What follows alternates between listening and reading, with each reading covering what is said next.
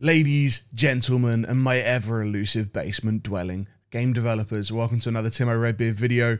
Today, I have for you an interview with Grimmcore, an art director and generalist at Irongate Studios, the creators of Valheim, and we talk about all sorts of things from a career in games, whether that be content creation or development, and the burnout and the grind, through to mountain caves and everything mountain caves are about, through to Mistlands and what we can expect, and more importantly, what we can't expect, and then a general Q&A towards the end. I hope you enjoy. I won't hold you for any longer.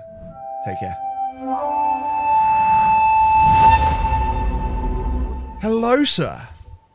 Hello, hello. How are you doing? I am doing. You are doing fantastic. Well, that's better than not doing. So yeah, I guess so. Or so they say. I am doing. You know the old saying is I am, you are doing. How are you doing? I'm feeling great. It's my first sort of like week off in 26 months, and so I'm feeling very rested and very rejuvenated, and I very much needed it. Do you though? Because my first vacation, I didn't have a vacation for like 5 years. Mm-hmm. And when I had the first vacation, I went to see my sisters in New Zealand, and I felt like I never wanted to go back working ever again. I get that. I had that like the first sort of like 3 or 4 days of like the time off. My entire body just like completely shut down, right? And I was just zoning out, doing nothing, and my body was like, oh, finally a moment to stop, and just completely just shut down. But then towards like the second half, like the last few days of it, I started feeling really pumped, really re-energized, really motivated to smash back into it and get going again. And so yeah, no, it's been good. I'm feeling great. I'm feeling fantastic. How do you feel? Okay, I know I'm gonna ask you now, because you have your community built around you and your brand, Timoredbeard. Do you feel like when you're resting now, does it feel like you have obligations to come back and start streaming again, or like does it feel like more like a job that you have to, or do you feel like it actually is fun to come back now, or would you want it to have like one more week? It's a very good question. It's a very good question because there's a lot of variables involved with that. The arguably the biggest variable involved with that is that when you're a creator of my size, you're fairly easily forgettable. And too much time away can be incredibly harmful to a channel. Because, you know, people build up a schedule, a habit. So like I go live at X time each day, and people get into the schedule of tuning into Timoredbeard at this time each day on these days, and that's their schedule. And then I go away for a week on holiday, and that schedule gets blown out of the water for them, right? And they then search for a replacement. They're like, okay, well on these days Timo's not live. Let's find someone else. And then you know, there are a lot of people, obviously there are, you know, this doesn't go for everyone, but there are a lot of people that maybe watch me a bit, but haven't watched me a ton. When I come back a week later, they're not massively keen on switching back to their original schedule. And they, you know, they have built a habit. They've built a desire to stay where they've now settled themselves in the last week sort of thing. So spending large amounts of time away as a creator is nerve-wracking because of that. Because you're like, oh, how many people are gonna come back to? How many people are, you know, how many people are never gonna come back into my stream after I've just been away for a week, and stuff like that.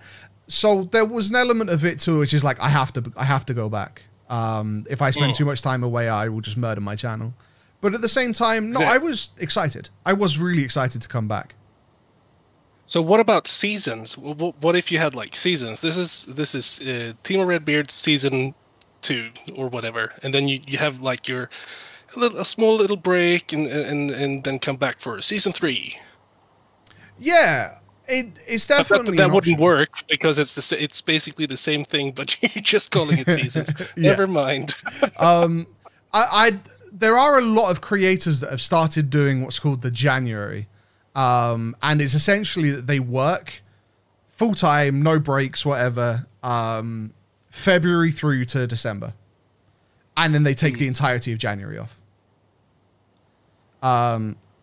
And they do that every year. And there's a lot of creators that have started doing it, and it's they've had a real sort of like positive response to it. Now the thing is that you spend that year, or the way they do it is that they spend that February to December building additional content so that there's still content going out from them throughout that January, if that makes sense. So I mean that's how it sort of works for them. But that's something I would love to, if I could get into a position where I could do something like that, I think that would be healthy for me, because I'm sure, as you know, as someone that worked for 5 years without a break, you know what it can do to you mentally. Yeah, it's without breaks. The thing is, I went for 5 years, and I always told myself, like, I don't need a vacation. What would I do in a vacation? I'd do personal projects and stuff anyway. So what would I actually do? But when I had the first vacation, and I think I was in New Zealand for 3.5 weeks, almost 4 weeks. And I came back like, I don't want to live in Sweden anymore. It's not the country, it's not the place at all. It was the vacation that actually changed me. Like, okay, I need vacation, because I really needed that. Yeah. And yeah. Yeah, no, 100%. And it's there's a grind culture that has really, I think part of COVID has massively hit that as well, even more so, but it existed beforehand, where like it's like people are almost looking at you for being lazy if you work a 40-hour work week and only take a week of holiday a year, right? There's almost this connotation that if you work full time, you're sitting back on your laurels, and it's a crazy concept, right? It's like, damn. When I was a kid growing up, I was like, oh, all of the people I know work 40-hour work weeks, and they have time off, and I've grown into an adult and sort of like experienced the world, and I've come into this place where like that's just unacceptable, or not unacceptable, but it's looked down upon socially for my generation, right? Especially as a content creator, people expect me to stream 40 hours a week, and then they're like, people talk about streaming 40 hours a week, and then I'm like, but I've got to make videos, and I've got to do admin work, and I've got to have meetings, like around the content as well. If you want me to stream 40 hours a week, you're essentially asking me to work an 80-hour week. And I guess part of it is because people don't understand everything that goes into it, right? But at the same time, it's there's this constant grind requirement. It is. The constant, but somehow I don't know. I've been grinding for, I mean, just to get to where I am today, I had to do like 7 or 8 years of constant grind, and I had my vacations, and I started out like having 3 jobs when my daughter was born. But I mean, whatever you do, it's still going to be a grind, and I think it's always going to be worth it, because it depends if you hit the wall or something, but I still believe like the grind is going to be worth it somehow, some way. Yeah, no, for sure. I mean, like, for me, I think I've been thinking about a lot of things this year, and one of the things that I've really been thinking about, especially during this holiday, is that I've lived part of the grind lifestyle has caused me to live a very nomadic lifestyle. So since I turned 18, which is 11, coming up on 11 and a half years ago, I've lived in 30 different locations and 30 different homes. Wow. Yeah. And part of that is because sometimes I've lived in certain places for only like a couple of months. You know, and then other of those is like, you know, moving from one side of a city to another side of a city, which isn't a huge move, but it's still a move, right? And one of the big things for me this year is that I actually, like, I think I want roots. I want to settle down. I want to start having something that I can call my own and start being able to build out from that and not be, because constantly on my mind is, well, I'm not going to do that because I'm going to be out of here soon. I'm not going to do that because I'm going to be moving soon. I'm not going to do that. I want to be able to like settle, and you know, part of the, because I've done a lot of different jobs. You know, I've been an adventure sports instructor. I've been a youth worker. I've worked for the military, civilian attached. I've worked in graphic design as a freelancer. I've done a lot trying to figure out what's me, and that's caused this sort of nomadic lifestyle and all of that. And I really do want to settle, but it almost feels hard to, because as soon as I say that, people are like, "Well, aren't you looking for the next big and better?" And I'm like, I just don't think I am anymore, you know? No, I totally understand. But it does sound like you've got like all these skill sets that I know that when me and Richard, when we sit down and talk, like all the things that we've been through life, we tend to use it a lot in game design, and just use it a lot, like what we've been through, what we know, what we can do, what's possible, what's not possible. So it sounds like you should become a game developer. Honestly, see, yeah, and I mean, this is an interesting one, right? Because I actually, funny enough, I went to university for just 1 year, studying the art of game design. So that was the name of the course, and the course contents was essentially working on 3D modeling, 2D environmental art, 2D concept art, character art, and stuff like that for video games. And after the first year, I realized it wasn't for me, and I backed out of the course. But I learned a lot, and I really enjoyed it. I ended up taking a break and then coming back to university and studying graphic design. But there was a lot to it that I really enjoyed. Honestly, the biggest one was working with clay. We got to do a bunch of sculpting, like sculpting character heads and all of that stuff, like physically out of clay. That was really, really cool. It's always fun, yeah. But I think it was, I guess the biggest, I suffer very heavily from imposter syndrome, no matter what I do. Yeah, me too. Me too. And so I would always, I think that's gate kept me from a lot of jobs, especially like game development and stuff, or the idea of it, just because, I wouldn't feel confident in applying based on the idea that, like, I know that there were better people out there, and as much as I'm an ideas guy, right? For me, I'm not necessarily all that amazing at execution, but I'm really good at ideas. And I wish there was a job, you know? I wish there was a job that was just come up with ideas all the time. That's your job. I would do really good in that job, no matter what it was, whether it was game development or it was like in an industry, like somewhere or something. If I could have a job where I just came up with ideas all the time, absolutely be my jam. You know what's even more difficult than it's many. I don't think that everyone is the idea guy, and I think it's difficult to find the idea guys or girls. I don't want to be that guy. Yeah. But seriously, because it's more difficult though. Like you can have an idea, but so many times when we're thinking about things and we're trying to design something or solve a problem and we have a good idea, is to try to shoot down that idea as hard as you can, or try to debunk it, or to try to find the kinks in it and just try to take it down.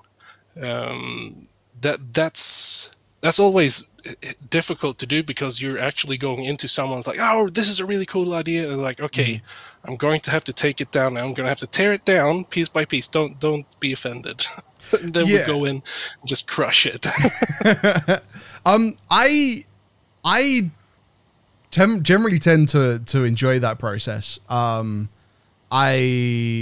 so when I worked civilian attached to the military for a while in their training, like e-learning sort of side of things. So I was creating electronic learning courses and working on stuff like that for the army, and that was I fell into a role. I got given a project, or I proposed a project to the department that I was working in, to create a new, almost like a marketing promo to sell us to the military more, so that they understood what we did for them better, so that we could provide our services better, and that they could know what they could come to us to ask for and stuff.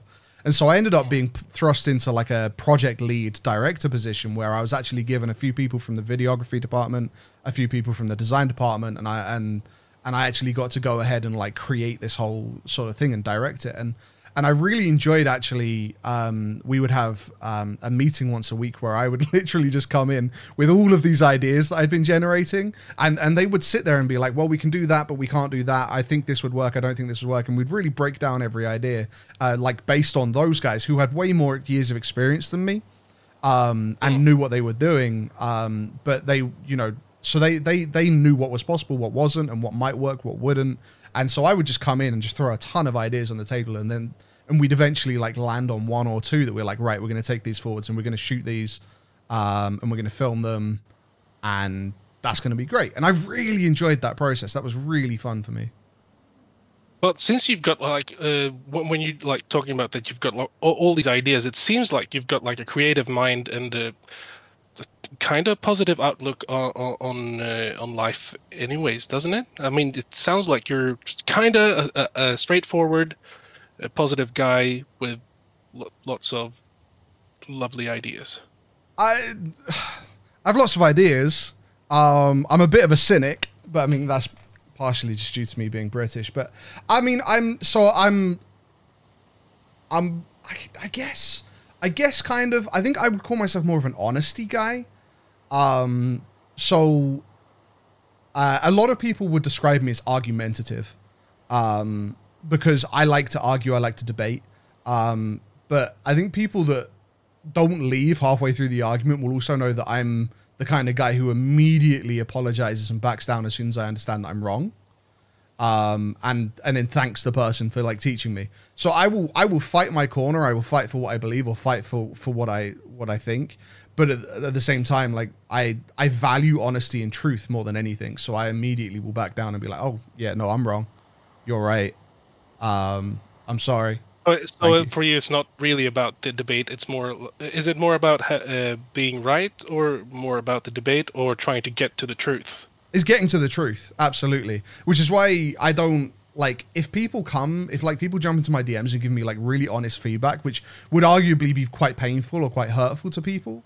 I don't mind it at all. I'm absolutely there for it, and I love it. And part of this is due to my ADHD and anxiety and stuff as well. And I would rather be hurt by someone telling me something than for them to not say anything, and for subtle changes in their like speech or body like movements and stuff to give me an idea that there's something wrong, and then my brain spirals that out of control, right? So because of that, I've always been really, really like focused on truth and honesty in that regard. So if I create an idea and someone tells me that, someone's like, oh, that's a shit idea, because I'm actually not offended by that. In fact, I don't mind it one bit. But if people would like kind of brush it off without actually giving me the truth as to why it was a bad idea or something, I would actually feel worse about that. If that makes sense. Yeah. No, I understand, because I know when I try to shoot my ideas at work, if I have to do like 3 or 4 reach arounds and try to get my idea through anyways, and it's still not working, like okay, it's not working. Yeah. But I will never be like, oh damn it, I'm not going to work here anymore, Yeah, yeah. because you can't do everything all the time, and your idea might not always be the best idea for example, Valheim. Mhm. It might not be the best idea for the truth of Valheim. Yeah. Yeah, absolutely. Absolutely. So thank you for that. That was an interesting conversation I wasn't expecting to happen. All right. The thing that I really wanted to talk to you about today was the mountain caves, and interestingly, we can actually it kind of does link into what we've been talking about here a little bit. And I really wanted to talk to you about the creative process in building the mountain caves, right? Because obviously, I know it was primarily you and Lisa who worked on the mountain caves. I know there was probably input from the rest of the team as well, but it was primarily your guys' babies. And I wanted to know about that journey. You know, how you came to make decisions on the Ulfs and the Cultists and the style and the art style inside. Like, what obstacles did you come across, and what did unexpected things happen because of other reasons that you decided to keep because you actually really liked it, if that makes sense? Yeah, well, so let me take you back in time to a time before early access, Ooh. where everything was so small and so easy. So basically, we wanted to. So I'm the first employee at Irongate. Mm-hmm. My name is Robin. I'm Grimmcore in Discord and everywhere else. I think it's like Air Art or something like that. I don't even know my handles everywhere.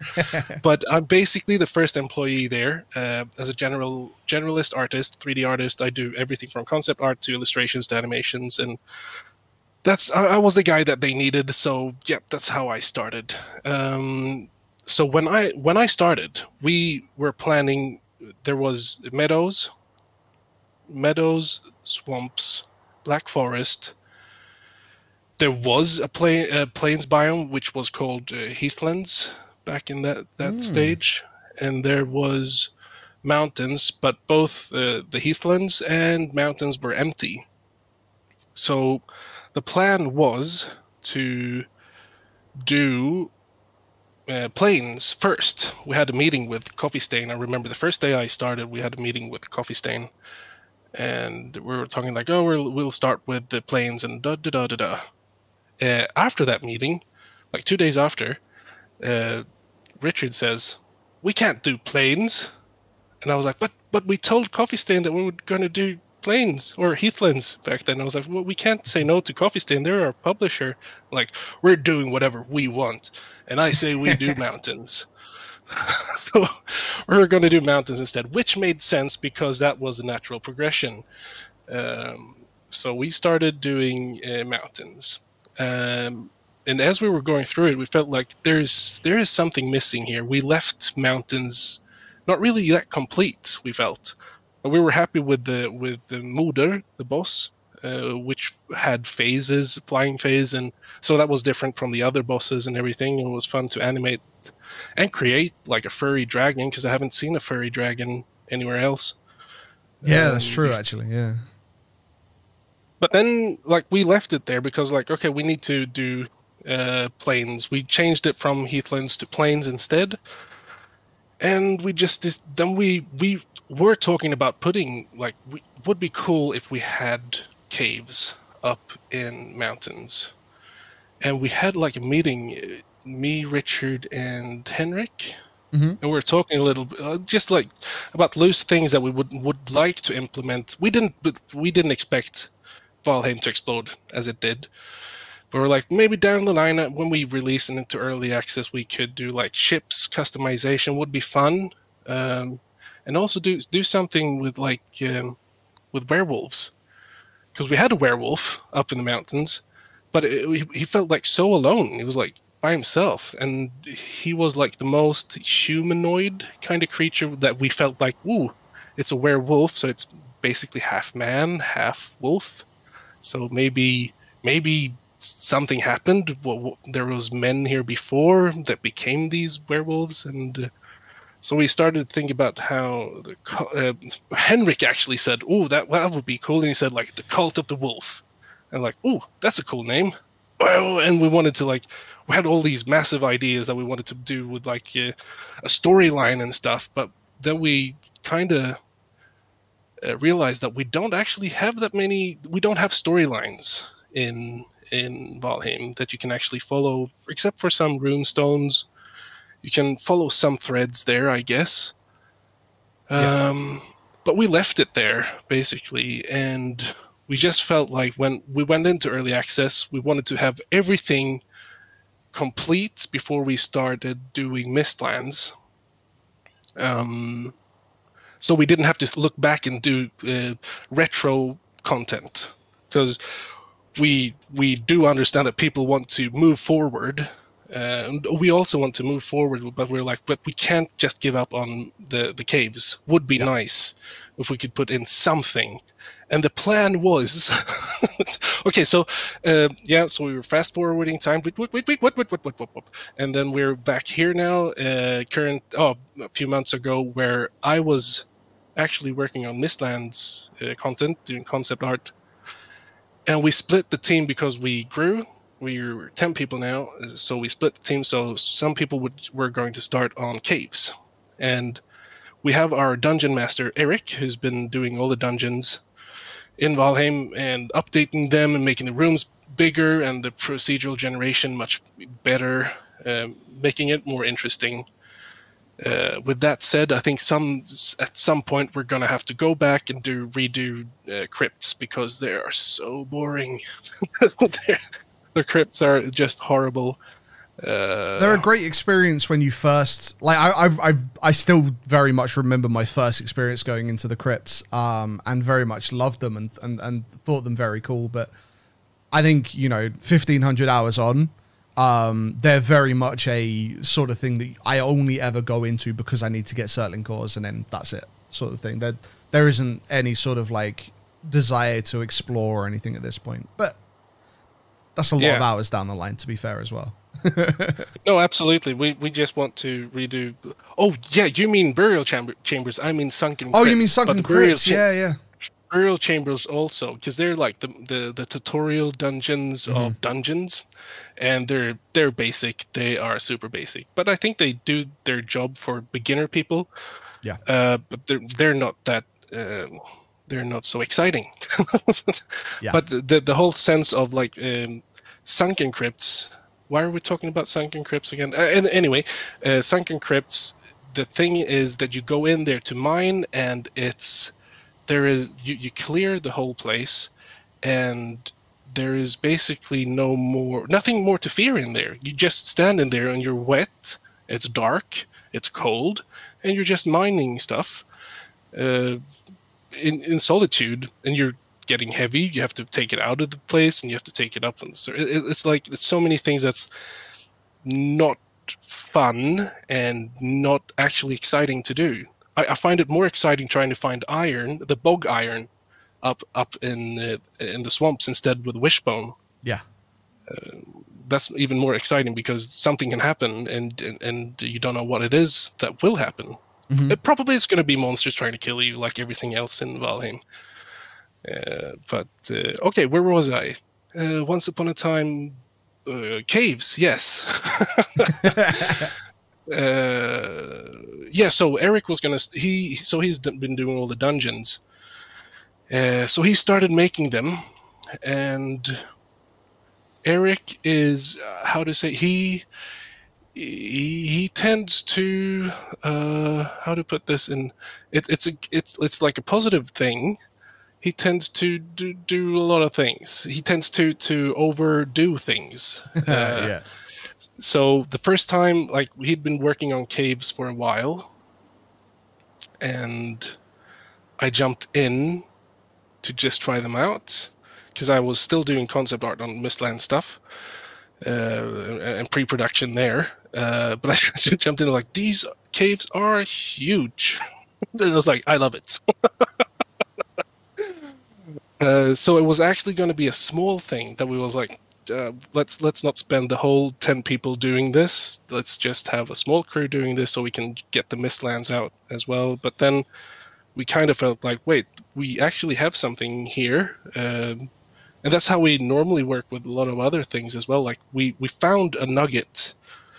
I wonder if there's more gold around here. And that's basically what we did with caves. So he did like this huge system, like the systems we have now. The cave systems are not as big as they were a couple of months ago. Like you got lost. You got proper lost and you couldn't find your way out. It was really fun though, but we had to tune it back because like people might just not like caves if they're never gonna find their way out of them. But no, yeah. So we shift gears and we had most of the team just jump over to caves. Me and Lisa did most of the models and things, but. Or no, we did all the models, me and Lisa, I guess. But we wanted to incorporate that. Like we have a chance now to actually put some new enemies into the caves to make it more interesting. And then we just decided to like, okay, so let's do something with the Cult of the Wolf here, something small, something that we can build on later, maybe retrofit something in later before 1.0. Or maybe after 1.0, I don't know. But we are still very much in love with the idea of continuing Cult of the Wolf somehow. We just don't know how right now, as Mistlands is the primary beast to slay. For sure. Yeah. So okay, so to confirm then, so this is this has been an ongoing thing for many months now. As you know, I talk to Smithy a lot, and with the Mountain Caves update, when he started like telling me bits about it and we started getting more into it, he was constantly like, "This isn't Cult of the Wolf. This isn't Cult of the Wolf. This isn't Cult of the Wolf," and then the Valheim, like the patch notes came out with it. And like on the Steam patch notes, it literally said the Cult of the Wolf update. And I go to Smithy, "You lied! This is Cult of the Wolf. I told you." I was like, "This is it." And he's like, no, someone made a mistake. That wasn't actually supposed to be on the Steam post. And I stupidly believed him and was like, "Oh, okay, all right then." And now you're basically here telling me, "Yeah, this is Cult of the Wolf." I think it's basically. Okay, so I'm just gonna say it here now. The way that when Henrik, me, and Richard were talking about this, we wanted Cult of the Wolf to start in Meadows. Interesting. Okay. We wanted to take the storyline, and I'm not saying that it's not coming later down the line or so, but we wanted to have like some kind of storyline where you could follow the mysteries into the cave and beyond the caves.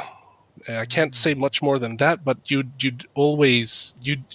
have this lingering feeling that there is something more to what you saw in the Meadows, and I can't really talk about that because maybe we'll be implementing that all of a sudden. And but we wanted to start it in Meadows, and like, what is this, and who is that?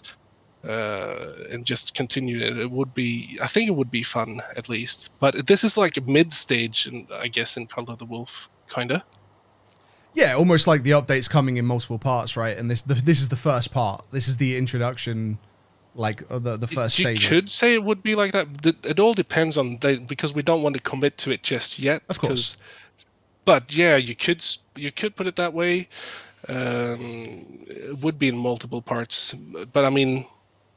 Yeah, we will just have to wait and see, because I think people like we want to just move forward like everyone else. It's going to be like when did we release Hearth and Home? September. It was last year in September. Mm-hmm. I mean, what month is it now? April. It's April, right? I think if we could have had Mistlands out earlier, we wanted to have it out earlier, definitely. Yeah. But we all just want to move forward and just give people what they want and do what we want, which is Mistlands, and we're finally doing it now after we've been tidying up all the bugs and all the all the small things and systems and one huge thing that we were very worried about. Well, I was worried about was like we've got these boss stones in Meadows. The start location doesn't have a Mistlands boss stone. And I was like, this is going to be such a big pain if people are going to have to restart to play Mistlands and not have a stone there. But I think Richard fixed that last week. He was like, yeah, it was like a few hours, and he was like, yeah, it's done. I mean, you guys nice. Protected yourselves in a way because you made the area around those stones a no build area. Which means that like you can update that part, right? You can update those set of stones, and you're not going to be really interfering with other people's worlds like at all, right? Yeah, but the thing was, I think, like, yeah, that is a very, very good thing that you noticed there, because I didn't think about that myself. But one of the issues is that once the start location has been placed out in the procedural generation, you're unable to change anything about it. So that was a thing that we had to get past, and Richard seems to have sorted it out, as we have internally we have a stone there. A new one. Yeah. Which is good, because it means like in new worlds or older worlds you'll have the boss stone. And there are a couple of more stones coming as well before 1.0. A couple, or 15 stones, and you 15? Can quote me on that one.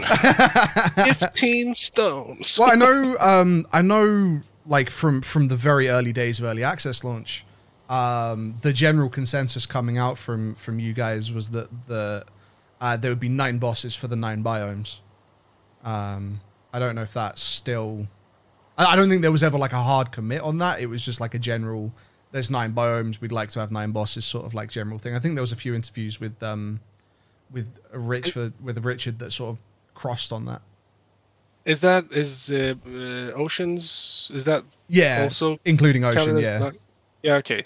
That sounds pretty fair, I guess. Like for a 1.0 release, I think that sounds fair enough. Yeah.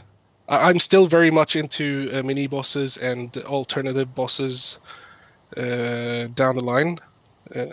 That's something I can continuously bring up on meetings. What about turning this guy into a mini boss with cool stuff? Yeah. And like, yeah, but what about Mistlands? Yeah, Mistlands is more important. Yeah. I've mentioned this before on stream quite a lot, but I'd love to see it probably, it isn't a huge amount of work for you guys, but like a world evolution sort of thing. So once you kill the last boss, right, your world sort of like, or you can then do something that evolves your world to the next stage, and you repeat the process, but all the bosses are slightly more enhanced. So like you have like shadow or dark versions of all the bosses or something like that, right? And the ability to make like you would have Eikthyr again, but this time Eikthyr maybe has an additional power or looks different, and is more powerful or something like that would be really cool. Yeah, and you can't see me on camera, but I am smiling.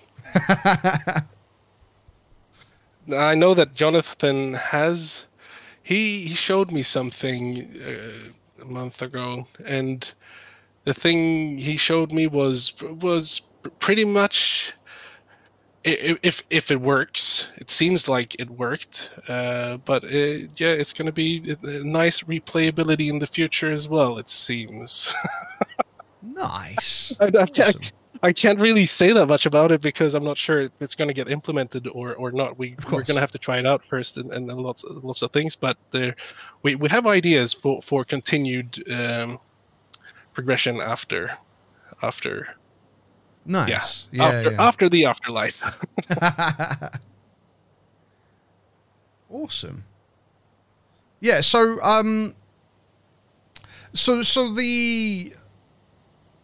the art style, like the art style and the direction of the mountain caves, obviously they're actually, and frankly my my response to a lot of people ask me about, oh, you know, is Valheim been updated? Is it worth coming back yet? And I sort of, when I go to explain Mountain Caves, I say Mountain Caves isn't a massive content update. It's not what you're expecting. It's not Mistlands, right? But the quality of the update has been absolutely mind blowing, because the quality of the caves and everything inside them and their style and everything is. It's the same as when Hearth and Home came out, right? When Hearth and Home came out, a lot of the stuff you guys added was quite visibly, obviously, a real jump up from the base game, from what you released into early access. And once again, the same thing happened with Mountain Caves. The quality of what's inside Mountain Caves is such it is just such high quality, and it's really, really nice. And people, you know, that's sort of become my response, because a year ago I was very much on the side of Valheim needs to update more. They need more content, otherwise the community is going to slowly forget about the game, right? And actually, it's very much since Mountain Caves, I've moved on to the side of the reason why it's taking so long, or part of the reason why it's taking so long, is just look at the quality of these updates. Like this is just an expansion to Mountains, with the Mountain Caves, and it has added so much. You know, I love the stones that you come across, and some of them are broken, some of them are full. And like I remember the day that we were going through and looking at them all, and we spent hours trying to work out which one each meant, you know, like, what does this mean? Like the sun and the wolf and then the moon. Oh, that's a transformation. It's depicting a werewolf. And oh, these are guys hunting it with spears and bows and stuff. And we loved that. And that was such an awesome inclusion. And then the jute fabric is clearly of such higher quality as well. And just in general, like the quality of the update was so great. And it just makes me more excited for Mistlands, I guess. Ooh, all right. But I have a question for you then. What do you think happened? Like, because me and Lisa sat down and we were talking. Me, Lisa, Eric sat down very early in the caves, and we were like, it would be cool if we had runestones, but we wouldn't write anything on them and try to just with pictures try to tell a story. Very caveman-esque style. Did you figure out? Do you know the order of the stones and the story or do you have a guess or has Smith told you or? No, Smithy hasn't told me. He likes to make me suffer whenever he possibly can, really. So he likes to give me like just a droplet of water worth of like leak into something, and then watch me just tear my hair out for the next week trying to figure out what he's told me. So he hasn't told me. I don't know if we necessarily worked out a full story. We definitely sort of eventually came to the idea of what each stone was saying, and there definitely looked like there was some level of progression. It almost seemed like there was cause there was a stone that seemed like it almost like the humans were worshipping something, whether that's like a deity or a demon or a monster or something, and that eventually it seemed like that deity or demon or monster or whatever was bestowed like this gift of being a werewolf onto these worshippers, and then like the werewolves were hunted, and you know, they sort of like hid in these caves and stuff, and I think we got kind of a gist of it. I'd tell me if there's much more that we haven't figured out, and I will absolutely go back in and try and figure it out. But do you want me to say if it's right or wrong? You're kind of on the right path with what you're saying. Yeah. Is there more to figure out? Because just tell me that, because then I will go and try and figure it out. Oh, I don't know. It's going to be difficult to figure out even more than what I envisioned, because all those stones are not in the game. They're not made either by that way. But by the stones that are in the game right now, it's basically what you said. Basically. Mm-hmm. Okay. Cool. But there's more. So that's good. There's more, and I can't. There's more. Out. There is more. There is. You can't figure out because there are no stones. but I can tell you if we want to. But or you could save it for if they come out in the future. If those stones haven't made, like, I'll make you a promise here. If those stones haven't entered the game by 1.0 release, I'll ask you, and you can tell me. All right, cool. Yeah, that sounds like a good idea. Yeah. Yeah.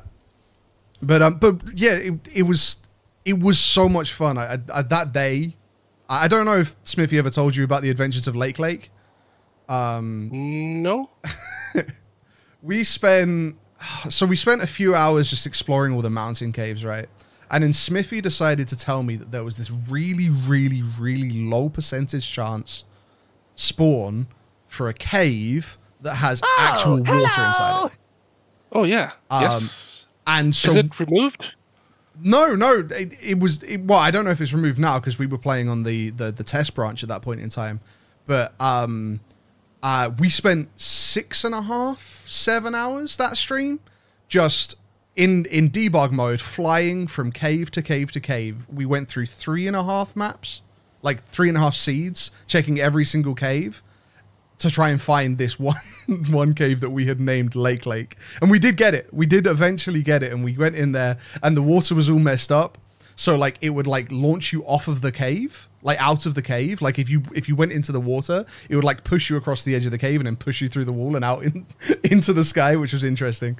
Oh, right, yeah. But no, we did find it. It was a hilarious stream and we had a great time. But I'd say I got to see a lot of mountain caves that day.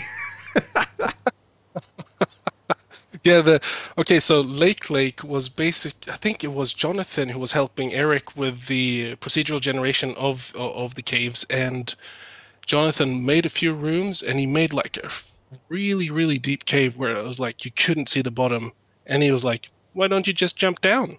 And I was like, "Why don't you just shut up? I'm not going to jump down." I ended up jumping down, and I ended up in a lake. And there was a skeleton there, and there was a fishing rod, but you couldn't get up. And that's when I noticed, and there was a pile of lumber there, I think, because the idea was that you had to build your way out of there. I was like, wait, you activated building mode in caves? That's against the rules. That's violation.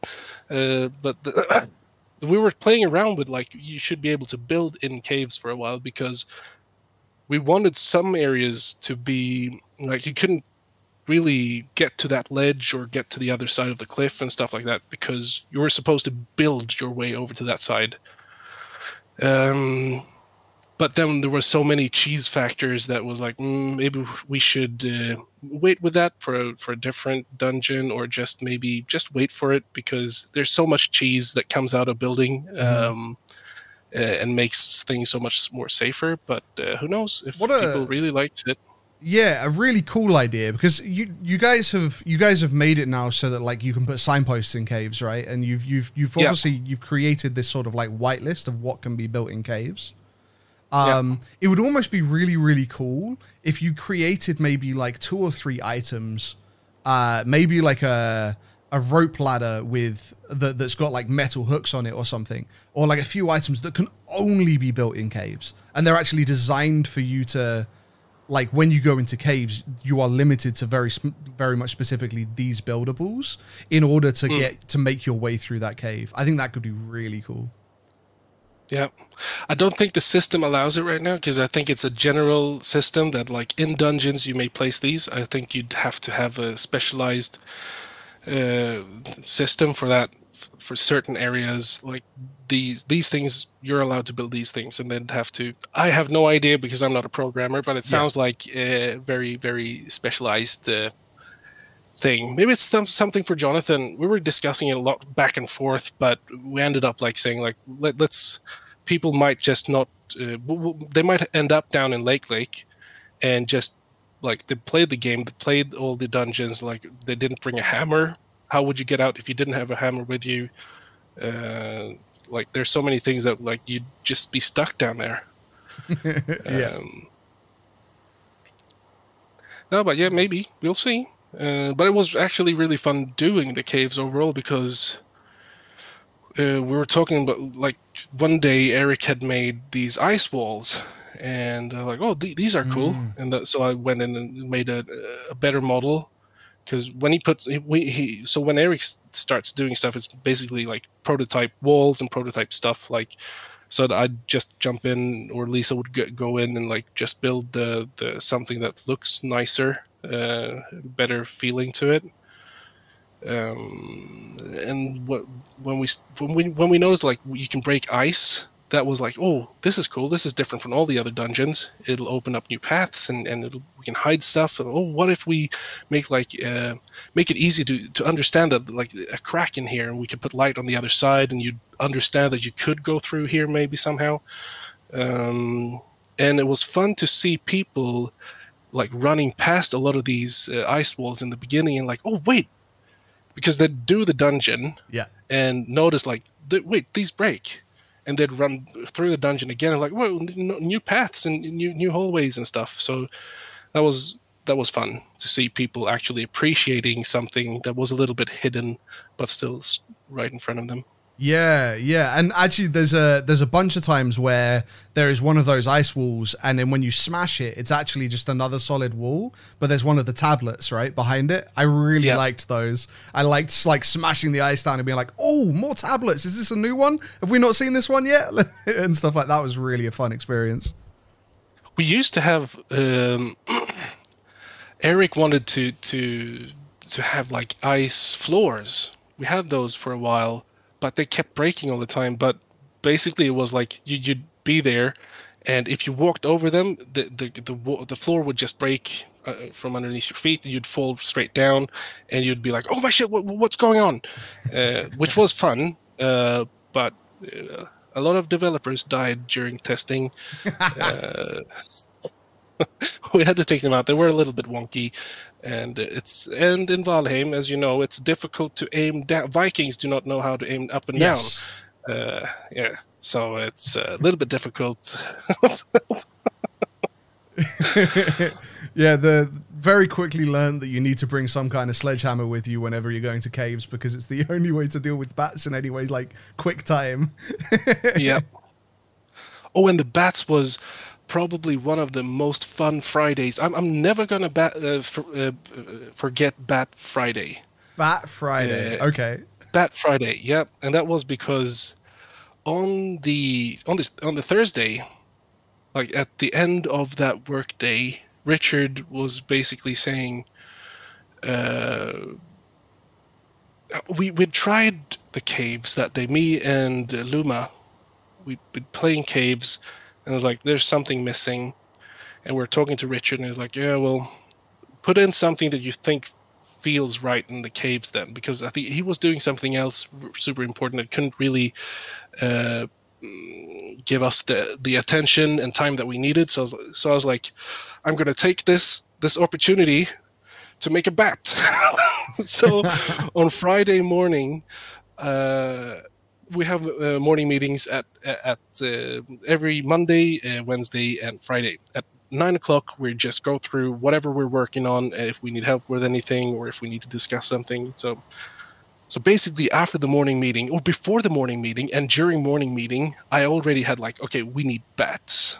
We need bats in caves. We need something that flies around, bats, screeches. So already from the morning, at 8 o'clock, I started making a bat.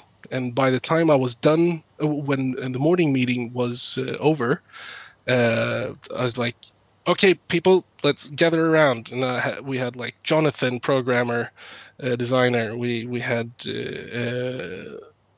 Christopher on animations. I was doing the bat. I think, it was like four of us. And we were just like in 3-4 hours total, just like threw the bat together. It was done. It was textured. It had animations. It was so fun because I was like, the bat model is done. Christopher, do your thing. And he's like, do simple animations. Don't do anything overly done. Just like simple stuff.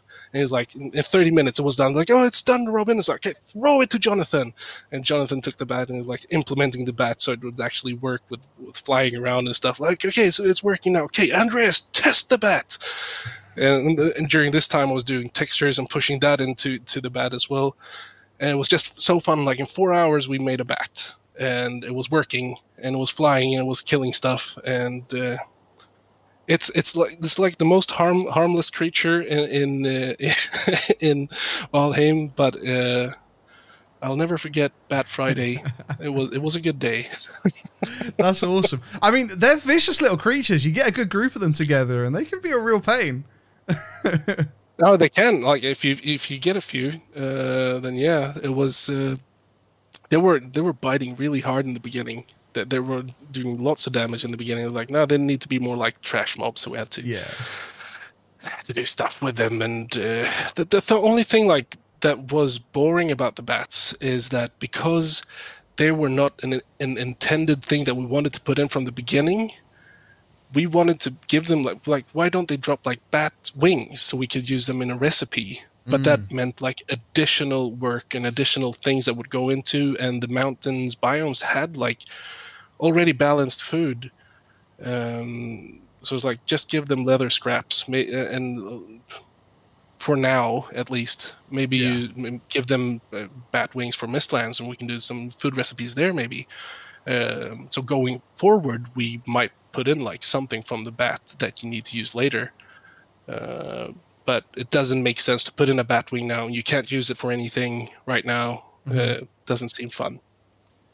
I feel like I straight off the top of my head, like immediately, I guess when you say Batwing, I'm immediately like, oh, we're talking like Witch's Cauldron potions, right? You know, I have new a Batwing, stuff like that. I think like Yes. you could use Batwings in like a mead, right? You could ferment it into a mead to brew up into a potion.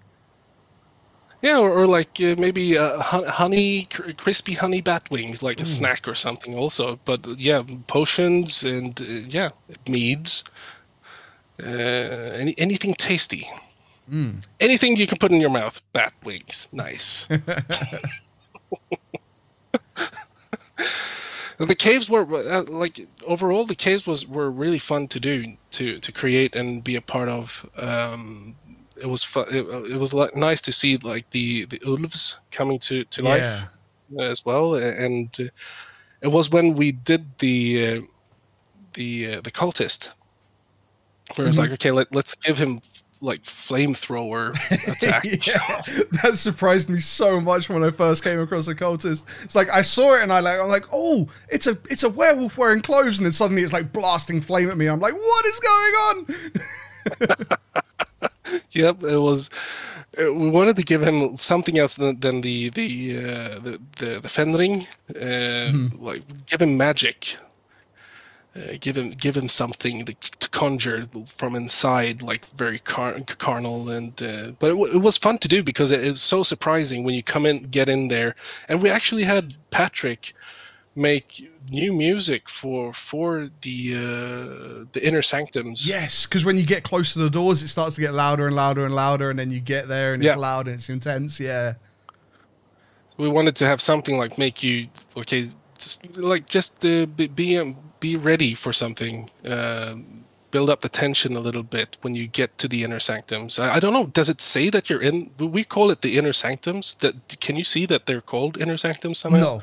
No. I think it just says caves in the biome bit. Yeah, we call them the inner sanctums, and the inner sanctum music. It doesn't really matter, but that's internally what we call that place, because Richard had like the idea that it would be nice to go through a cave area where it's just cold stone, very rocky place, but then you'd come to a human-built place, which would make you think like something's going on. Why is there a door here, and why is there light coming through the door?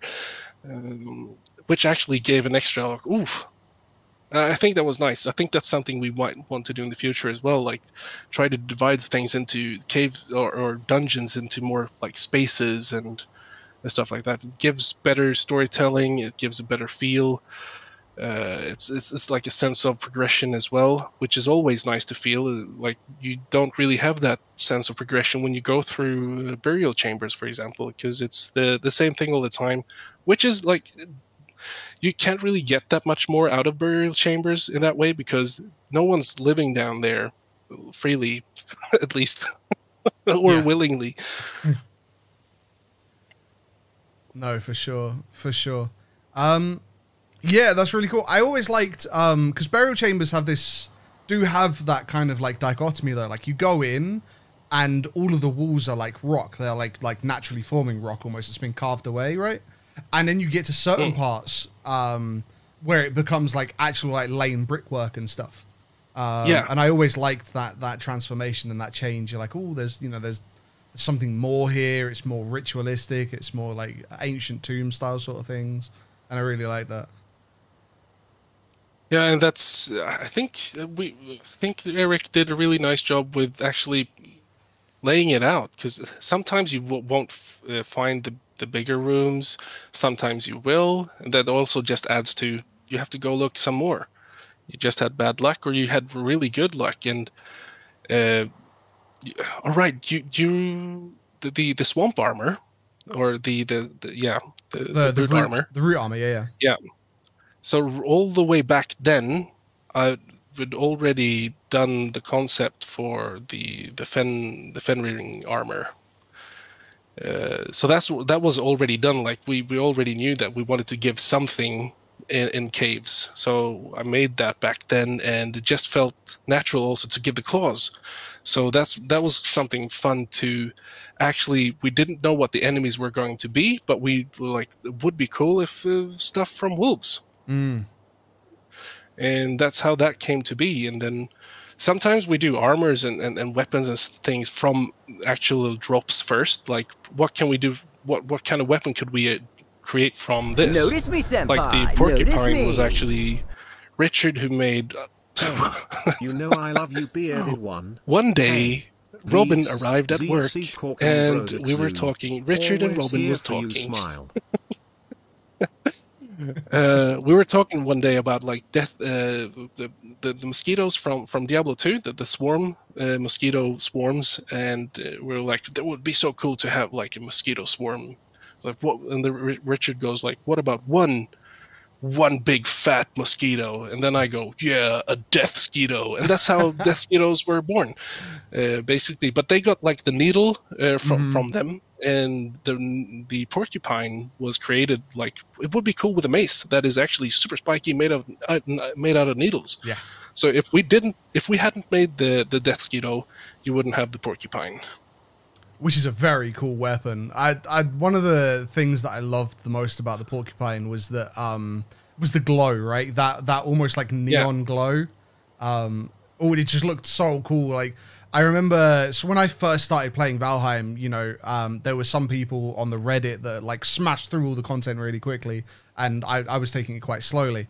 And I saw pictures on the Reddit of guys with like the porcupine and the padded armor and stuff, and I'm just like, oh, that looked like, while I'm here with my little bronze hatchet, chopping down trees, and I'm like, wow, that looks so cool.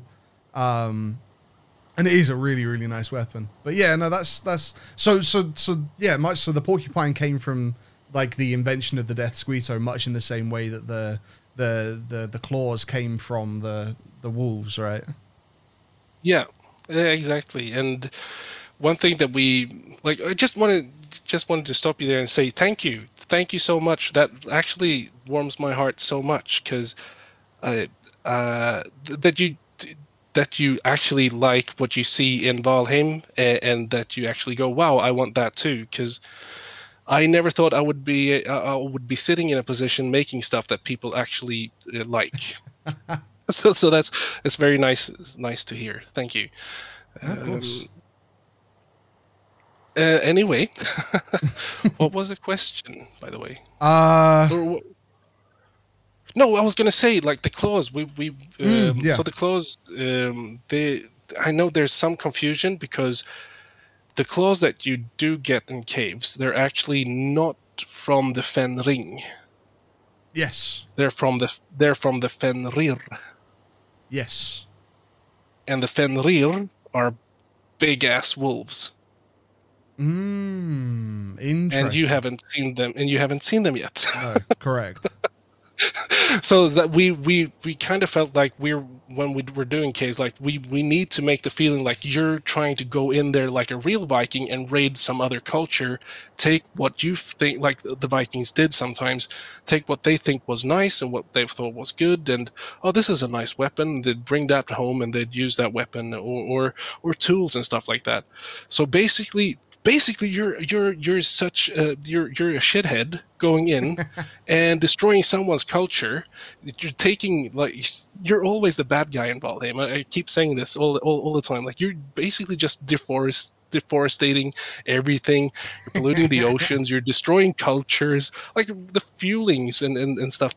You destroy their bases and you take their like the baby Yodas. And yeah, you're just destroying, raiding, taking stuff, and we wanted to try to increase that feeling as you go in and destroy this culture. Maybe sometime there will be retribution. Who knows? To be fair, I love how destructible the mountain caves are, right? You know, there are so many resources to be gained by like smashing up the place. You've got all of the, you know, you've got all of the hanging fabrics with like made out of the hair, and you've got the jute curtains and stuff and all of that. And you know, you have to go around and just start destroying the place in order to get the resources that you want. Yeah, I do love that. I love that about the mountain caves. There's a lot of destructible pieces, and actually we didn't intend to give a buildable piece as the red jute that you got. It was basically Eric who wanted to have stuff hanging there, and he wanted people to be able to destroy them so you could open up new pathways and hide things and so on. And we felt like if you're destroying something, everything else in Valheim always drops something. What are we going to drop now? We can't actually drop linen. So we're like, okay, so let's do jute then. I think we asked Josephine Montelier, what could we use, like fabric or something? And she was like, oh, what about jute? And so we created jute just because Eric wanted to destroy the stuff. I love this. I love this.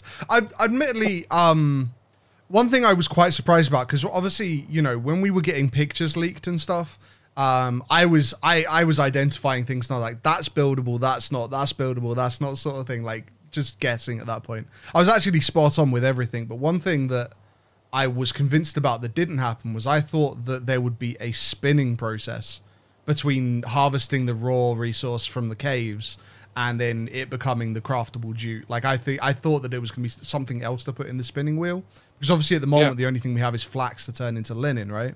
And I figured, oh, this would be a perfect reason to have like more things to use a spinning wheel for.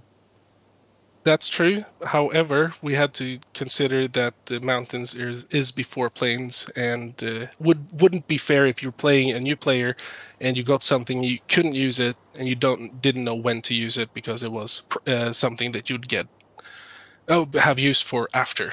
Because the caves is designed to be at the start of the mountains, and Moda, where you get the spinning wheel from, like the tier and stuff, is at the end of the mountains. Yeah, okay, that makes sense. Yeah, exactly. Yeah, exactly. That's basically it. But so many things. Like, it sounds like from the outside, it might look like we're planning a lot of things, but mostly we're playing the game a lot and trying to see what's fun and what's not fun. Like last week, I was playing Mistlands, and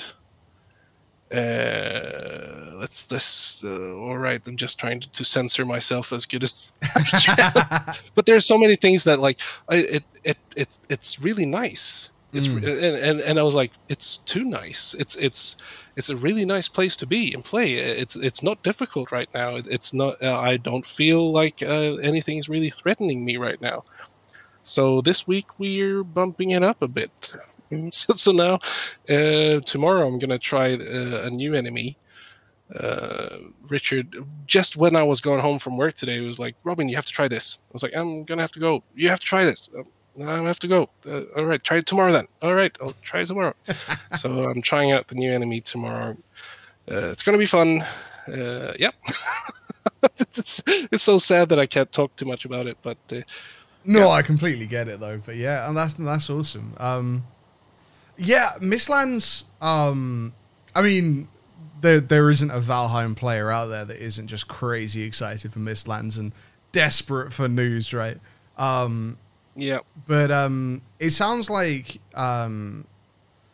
you know, learning more about you guys, you know, Irongate as a whole's development sort of practices and styles and everything. I've become a lot more, like, don't get me wrong, if Mistlands came out tomorrow, I would be so excited in every way, shape, and form. But you know, I guess I'm becoming more patient because I understand your guys' processes more, and a few people have been commenting the fact that like these interviews, like this one and also the one we did with Hearth and Home, really helped them sort of understand well enough to not get frustrated by it. You know, that sort of communication and understanding, like getting you to talk about your process and how things work and everything. People become a lot more able to just be like, okay, they're clearly working on it and they're doing it right. So that's good. We'll sit back and we won't like push them for Mistlands constantly, right? But it does sound like it's really coming together. You know, you've been leaking some images, you've been leaking some creatures. It's looking very exciting. It is, to be honest. I don't know. I said this before somewhere, but Mistlands has been it was really fun working on Hearth and Home, because it was so. Notice me, senpai. Hearth and Home was very thematic. Like, do anything around the home, basically anything goes. Don't do anything like. Keep it to Viking, keep it really rustic and a nice feel, but like keep it in line. But it was very, very thematic, and even with the anime trailer that I was art directing together with Brick, we're working on that. It was like we're trying to make like some kind of storyline for that as well, but it's so difficult. Like you Hearth and Home was just like going home. How much of a story can we actually make in this animated trailer? And if people haven't seen it, I'd strongly recommend go see it, because it's my little bubble universe to Valheim. It's my little baby project, basically. It was really, really fun to do, but Hearth and Home was basically returning home, so it was not much we could do in the anime trailer, and it was not much we could do, like some new gameplay and elements and so on. But now that we're in full Mistlands production, basically. We have like this huge list of things that we're creating and doing. Sometimes I wonder, like, if we release it tomorrow, if it's not really done, like if we release it in current state, how would that affect people? Has that been done before in early access games? I never play early access games. I don't really play that much games at all these days, but is that done? Like, here's half a biome. Is that even fun to play? So it's interesting that you say this, because there are two types of studios when it comes to early access games. And Valheim very much drops onto the side where you guys want to like iron out everything and make everything, you know, tick off all of your boxes on your checklist before something gets released. And that I would say is actually the rarer of the two styles. The more common is for updates to come out and be broken. So there's something to be said for content hype. And to give an example, Ark Survival Evolved did it very, very, very well. Ark Survival Evolved were releasing a new dinosaur or multiple new dinosaurs, plus new content, new maps and stuff on the regular. Every few weeks, month, there was new dinosaur with new mechanics and new things. And they weren't necessarily working. Or they were often broken. They would often need more bug fixing and stuff like that, and they would often get updated and patched and stuff. But because and this is my opinion on this, but because they were constantly pushing out content, people didn't mind that so much. The issue I would probably say for you guys is that you have very fully cemented yourselves as the people that take time to put updates out, but provide quality updates that don't crash and they don't have, like, they're not full of bugs and they're ironed out. So I don't think you guys would ever be able to renege on that. Almost, you wouldn't, like, you guys, it would probably be very crushing for you guys and your community if you did start doing that. But I would say that you are actually you're on the rarer side of the line for early access studios, in my opinion. I think more people actually release broken stuff than not, whereas you guys don't. I have my Valheim client has never crashed, except for when I've been running like 30 mods, and even then it only crashed like twice. And that is in terms of, like, in comparison to other early access titles, incredible, because early access games crash all the time. I remember we had this discussion, like, in-house, I don't know, maybe 6 months ago or something like that. It was a morning meeting, and I don't remember if it was Smith or if it was someone said, why don't we just release stuff? It's early access anyways. And I remember Richard just going, like, who cares if it's early access or not? This is a game. It should be taken seriously. Mm-hmm. And ever since then, we haven't actually discussed it, because it's like, yeah, why would you actually release something that's not?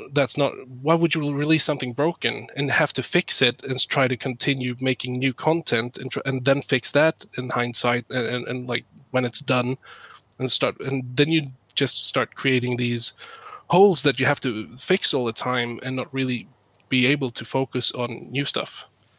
I think, but part of that is also due to financials, in a way. I know that you, as a studio at Irongate, you're very comfortable financially now because of the incredible launch of the game and the 6 million copies sold. And I understand that, like, there's so much money you never even got to see as a studio because of publisher fees and Steam cuts and all that sort of stuff and taxes and all that. But, like, money isn't a driving force for you guys to update your game at this point. You guys are updating your game because you're passionate about the game, because you want to create something that you promise you would create and you want to do it justice, right? That's the only reason. And I think a lot of the studios that pump out content is because they need that hype to stay high in order for them to financially stay okay. They need people to constantly be buying their game, and the only way you're going to do that is if that people are constantly talking about it. And that means you need to be dropping updates constantly to keep the money flowing in so that you can carry on developing it. And you guys are in a beautiful position where you're developing the game just to develop the game at this point. And that's really cool. But it also means that there's no rush for you to push content out to maintain hype. And that's true. There is some negatives to that in a way. As a content creator, you know, from a purely selfish standpoint, you know, the way you guys are developing the game makes my job harder than if I was focused primarily on other early access titles that push content out more, right? But that, I don't in any way blame you guys for that. You know, it's just the way the cookie crumbles, right? But it is interesting. I was talking to Lisa today, and because was it yesterday? No, it was Monday. We released new patch notes. Was it? It wasn't long ago. Was it Tuesday? Anyway, because I was reading comments and stuff like that, and then I always look for the negative content, the comments. And I was talking to Lisa and Josephine today, and one of the comments that I tend to laugh at so much is how we ran away with the money and all the adventures we have with the money as well. This was really interesting. I was like, Lisa, wouldn't you like to meet the real you who ran away with the money? And we were like, yeah. Wonder what I'm doing now. So maybe I'm on a yacht somewhere and just like loads of cocaine and like I've got 20 horses in my boat and there's so many things. There's so many comments saying that we've done so many things. That's like, wow, I need to meet that Robin. He seems to be very, very cool guy. So money. To be fair, I don't think there's any reason for it now, for those comments now, but I would say a solid sort of like 2.5 to 3 months into launch of early access, there were concerns about that were probably generally warranted. And the reason for that was that, and again, this is just coming from me and my opinion and my perspective, but you guys have come a very long way since you launched into early access in terms of communication. And I know part of that is because you've hired on new community managers and social people and stuff, but well, I don't think it's because of that. I think it's a lot because I think most of the people know that when we released early access, the first 3 months was basically just bug fixing and taking care of things that weren't actually working. So we weren't producing any content by then for 3 months, basically. And it wasn't actually the lack of good community managers, because Lisa's always been the head community honcho all the time. Mm-hmm. But the thing was trying to decide in the heat of we still haven't celebrated the success of Valheim, by the way. We haven't had a release party yet. That's going to happen someday. But it was just trying to figure out how we wanted to continue, with the success, with all the money. What do we do? How do we continue producing content? We still have, we don't want to grow too big. We don't want to have people feeling like strangers to other people in the office. We want people to know each other. But a lot of the things was just trying to figure out how we want to continue doing the process of content creation, of new stuff or old stuff, and how do we want to talk to the public about this? How much do we have to talk to the public about this? Because it was so many things like, what do we need to tell them? It's still like one of those things that we're still discussing, like how much. One of the things, like, we'd never want to spoil a boss. You'll never see us spoil a new boss. That's something we want you to discover. You'll probably, like, if we go back during this time last year, we said we will never spoil enemies. We want you to find them. But since we've become more transparent, it's actually kind of nice to reveal some of the enemies, like in concept art form, for you to figure it out yourselves a little bit, and just is this interesting? How is this gonna work? But yeah, transparency is always good, I think. And I told everyone in the Discord chat, I had a dream last week. I had a dream. I actually dreamt, we had on the homepage, we had a progress bar of how far we've come in the Mistlands production. So you could just tune in and anywhere, any now or then, and just see there are 70% done on the Mistlands. But in my dream, one day I woke up and the percentage started to go backwards. It was going down to 65. Why is it going down to 60? And that started to stress me out, and everyone was in panic. It was it's not realistic. And the thing is, we could do it that way, but I think we'll just have to continue looking for a path that suits us. Yeah. I mean, so many things that I trust Richard so much with anything he says, because without him, we wouldn't have Valheim. I wouldn't have this job, and I wouldn't have the opportunity to sit here and talk to the wonderful person that you are. So I'm so thankful, and I trust him so much when he says, I want to do things properly. I don't want to do things half-assed. Why even bother doing something half-assed? Yeah, that's totally true. Why would we? Let's do it proper instead. And if it takes time, it takes time. But that also comes, like you said, it comes at a cost. It comes, I don't know. Sometimes it doesn't feel like it's worth it. Sometimes it's... Notice me, senpai. Notice me. I don't know. we want to give you We love things. Timo, we love we Timo, we just love like Timo, we love in the Timo, beginning we love of early Timo, access, we love when we Timo, we love were doing Timo, bugs, we love was Timo, to we love actually Timo, prevent we us love from Timo, getting we love into like Timo. these stuck corners, or not being able to continue doing progression or content because we had these bugs. People weren't able to play the game sometimes.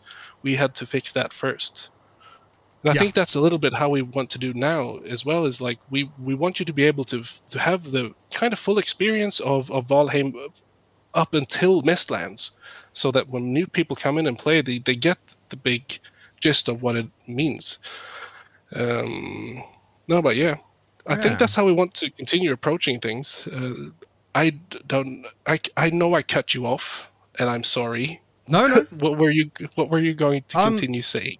Well, I was just going to say that, like, you know, you guys have come so far in communication, and I would say that now the level of communication that's there, I think you know, there is some slightly deeper seated stuff in terms of content creators and Irongate, but I don't want to get into.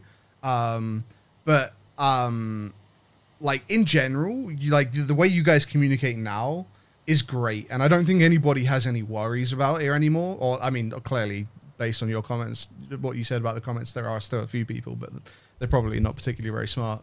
But you know, obviously, when you know during those first 3 months when you guys were bug fixing and there wasn't really any communication coming out about what was going on, I think we had a Steam post, maybe two. And one of those Steam posts was about a horse you guys bought. That horse just comes back to haunt us all the time. I know.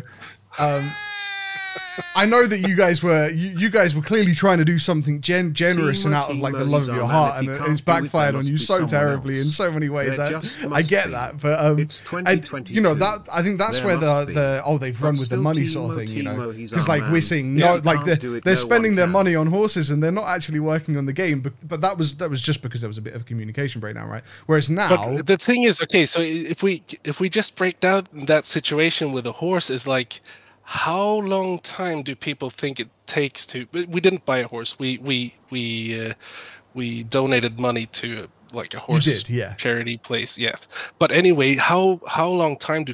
It's not like an 8-hour job or like a week working to give away money. It's like it didn't make sense when people like, oh, they're running off with the money and buying horses. They're not working, they're buying. It's like, if we were buying horses, we would actually do a good job buying horses instead, and make that into a venture instead. Like, you'd see that at least. Of course, and I agree with you. I think it was just the breakdown in communication, that the only communication we'd really gotten was the horse, right? And the thing is, the past is the past, and you guys have clearly, you know, there's absolutely no refuting that you guys have come a long way. Not just in your ability to communicate, but also your ability to develop games, right? I think you would say that, like, during your time working, especially since early access, like, you have improved many times over as a developer, as a, you know, creator, right? I think so. It's kind of funny because I was actually I'm talking a lot to Lisa, as I'm saying, because I was talking to Lisa today, and we were actually, I was telling her, like, she has been working 50% community manager, 50% 3D modeler, but sometimes that has been like shifting to 100% like modeler, 100% community manager. Sometimes it's been back and forth all the time, but she's like the head honcho, and she's improved her skills so much.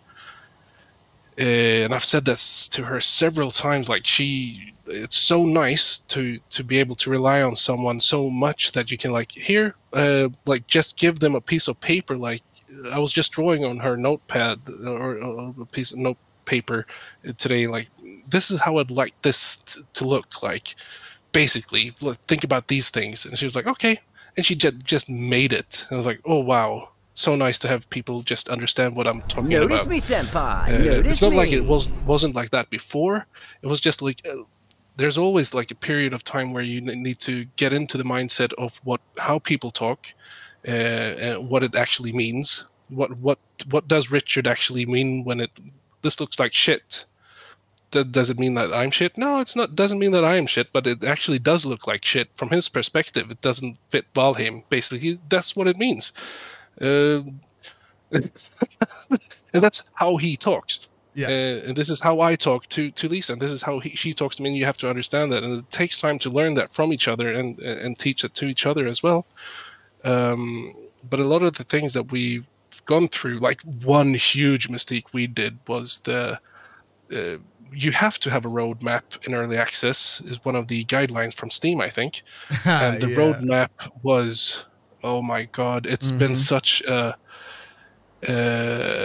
I didn't even know we were releasing a roadmap, and all of a sudden we had a roadmap, and I was like, what?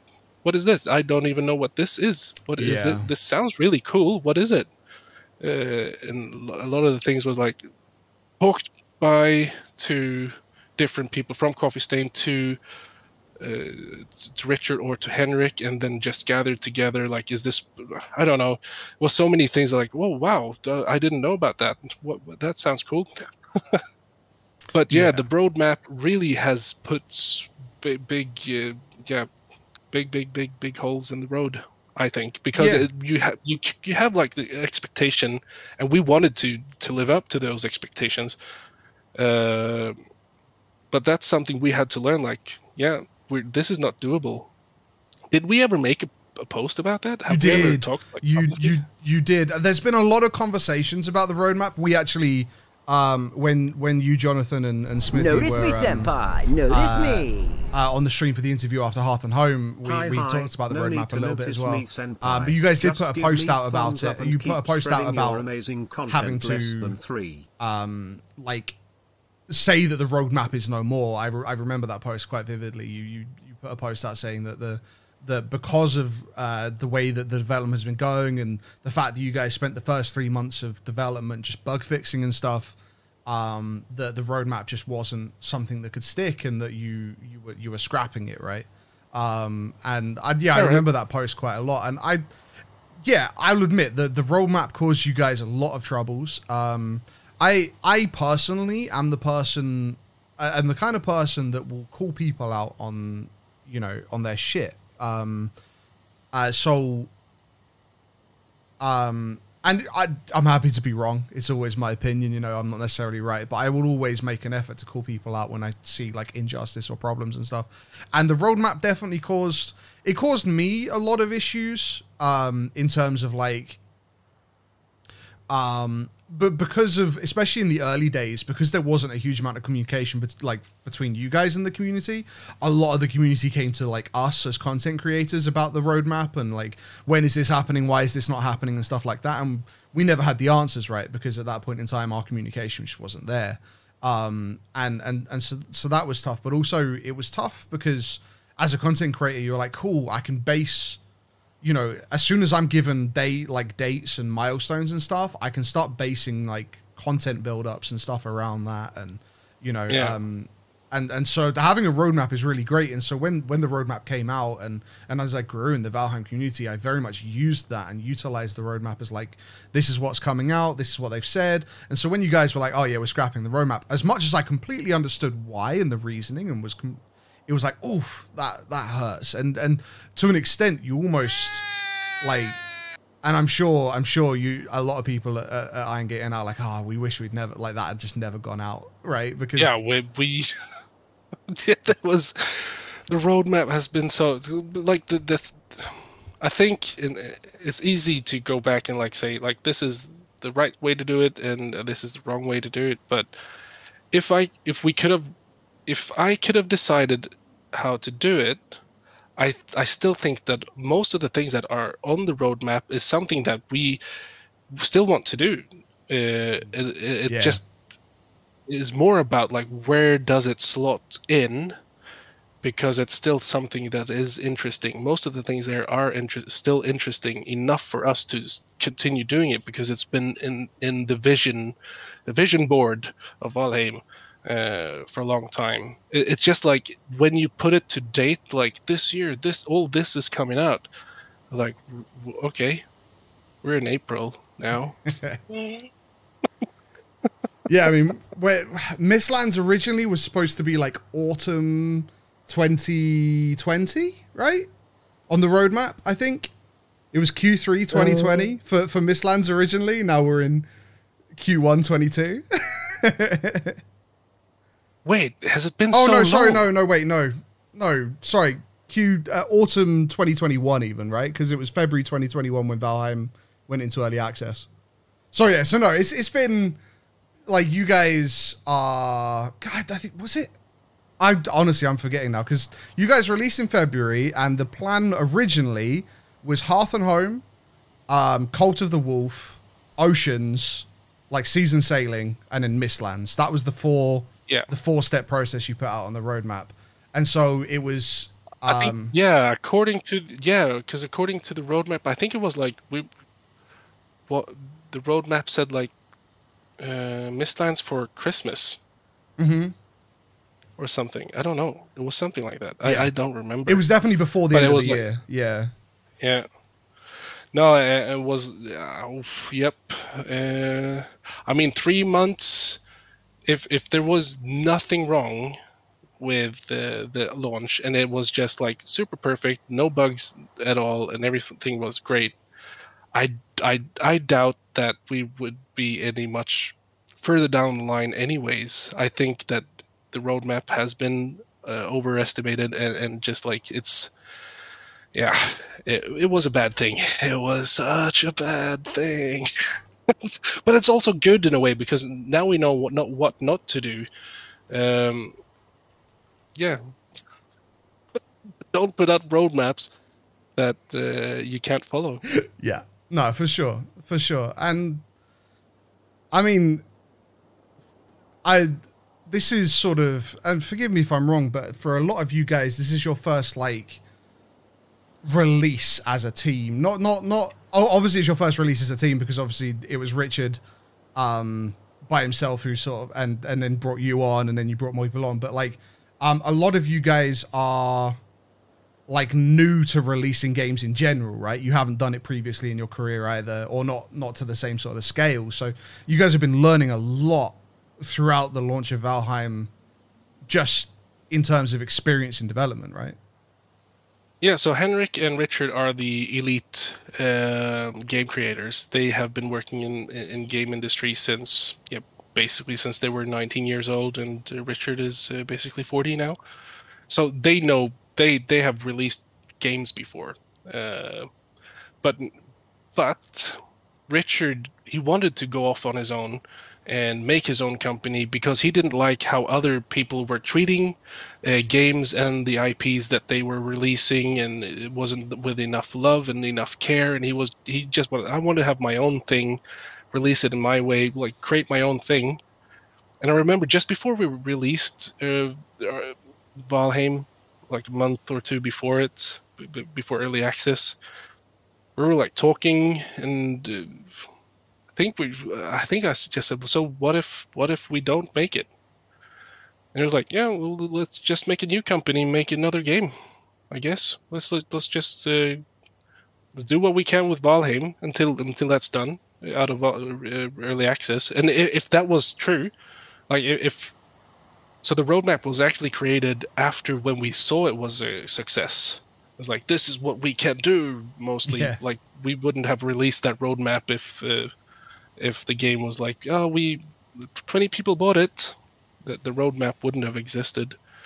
But we just want to continue like giving this game the love and care it needs, because giving up now or just running away with the money and doing like I said before, it would be nice to see that Robin, see what he's doing. But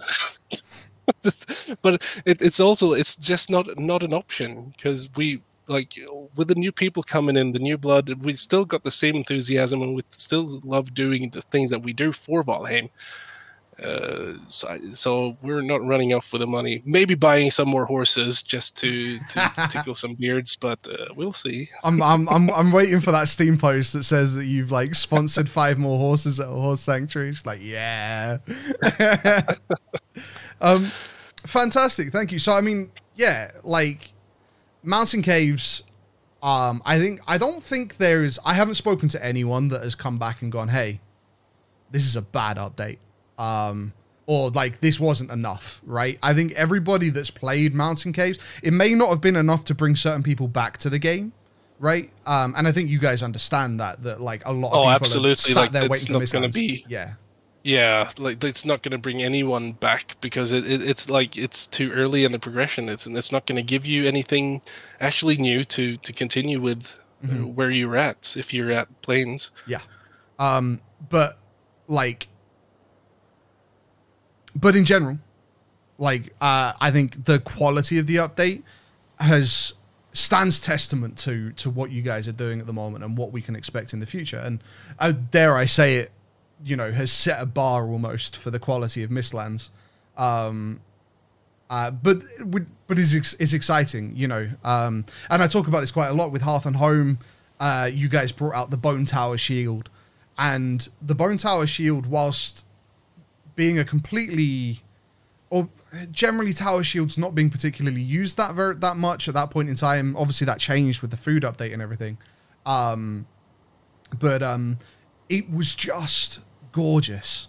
It was, you know, it stood out.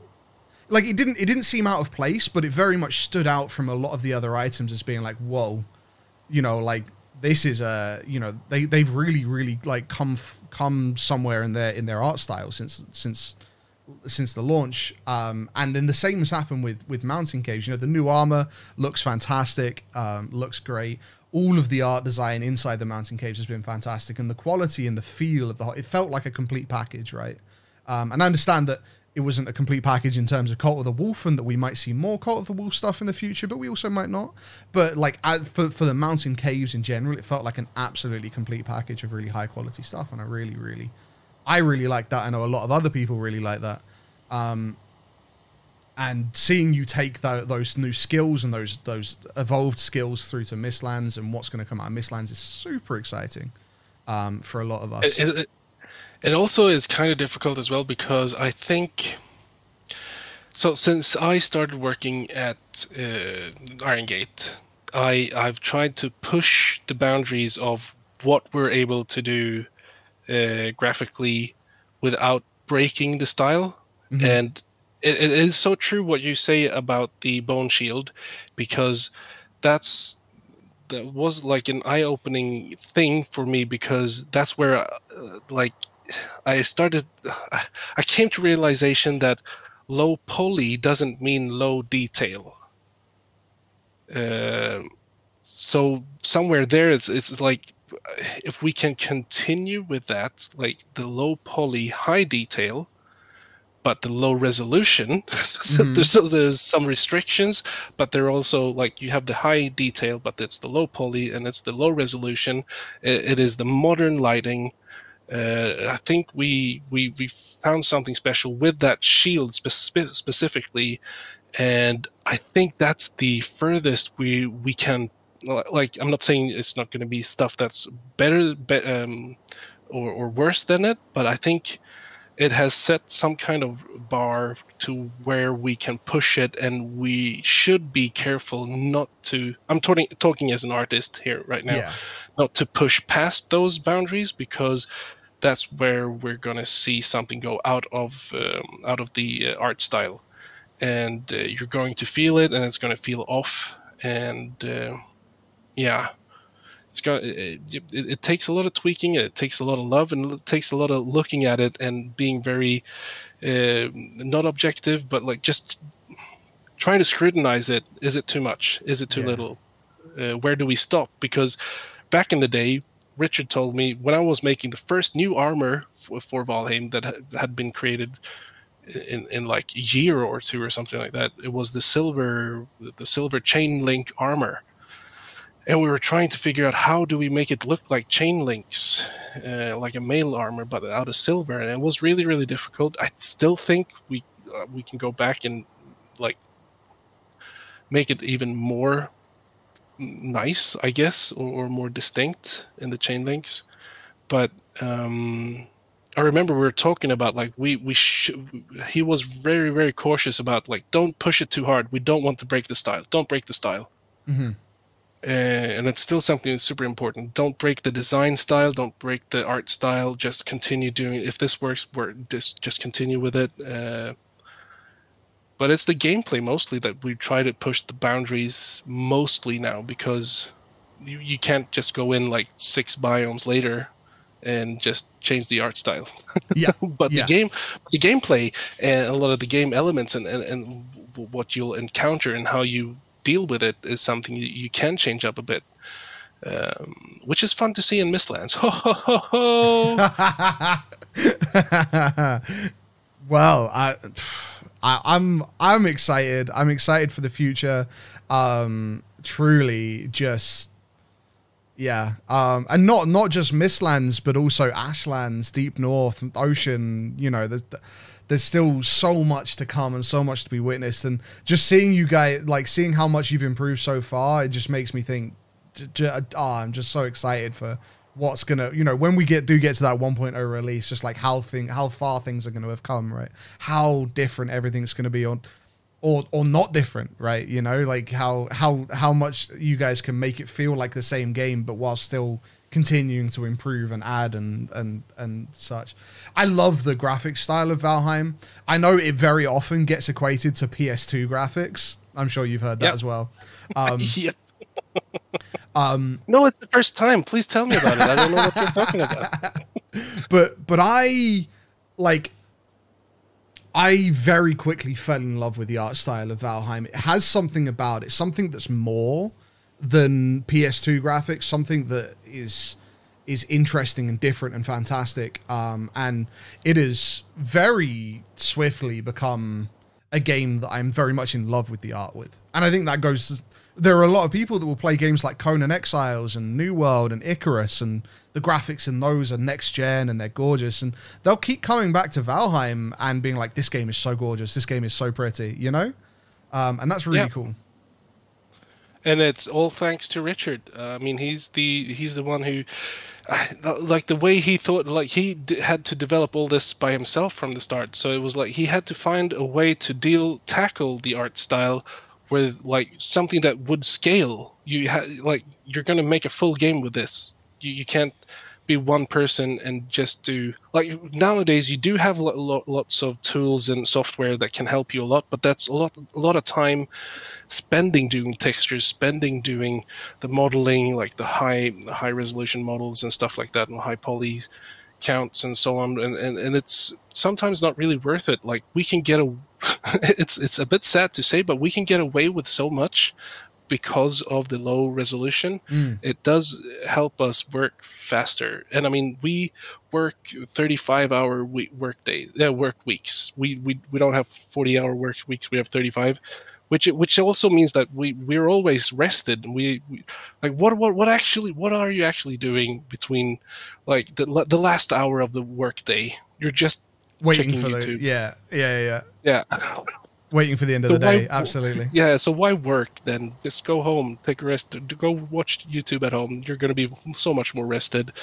So it's just, I mean, with all that said, I'm looking forward to Mistlands. I'm looking forward to what we're doing right now. It's going to be fun. I'm looking forward to tomorrow because I'm going to try out the new enemy and stuff. But yeah, it's show off. Difficult. This is like,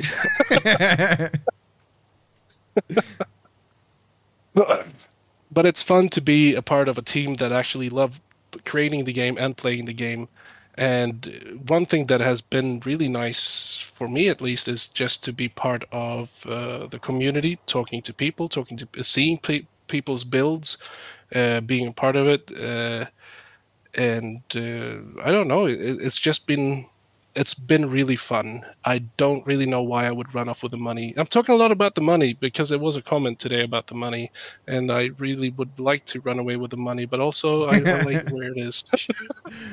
And to be fair, the majority of the money is sat actually in the company's coffers, not your guys' pockets, right? It's sat like Irongate has the money, not you guys individually.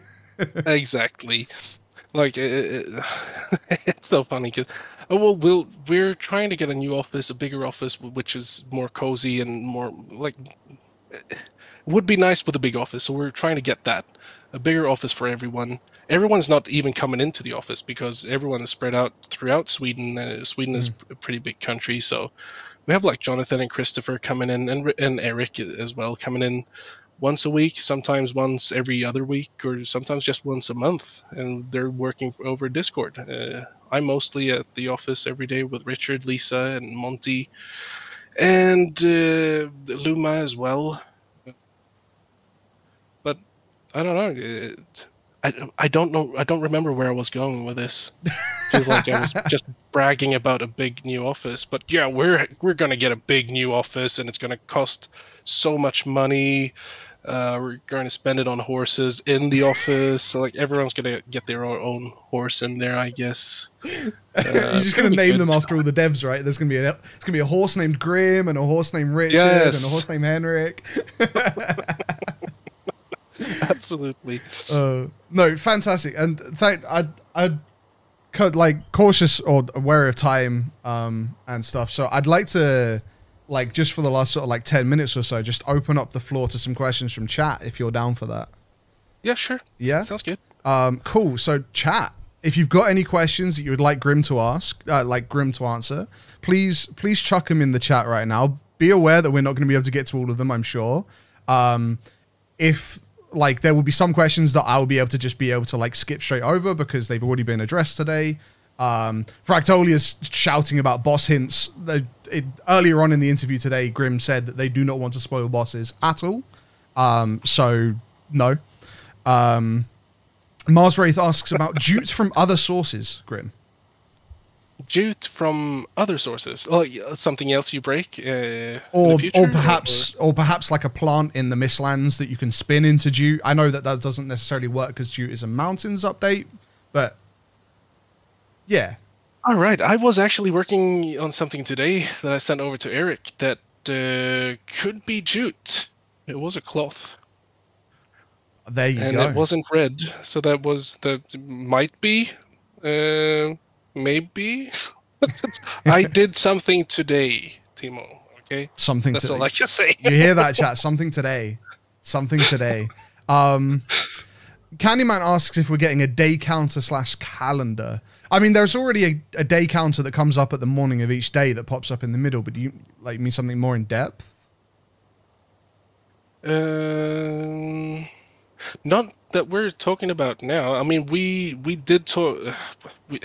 It's been back and forth about like seasons and stuff like that, but it's not something that we want to implement. It would break so many things and so on, and depends on what the calendar would actually do.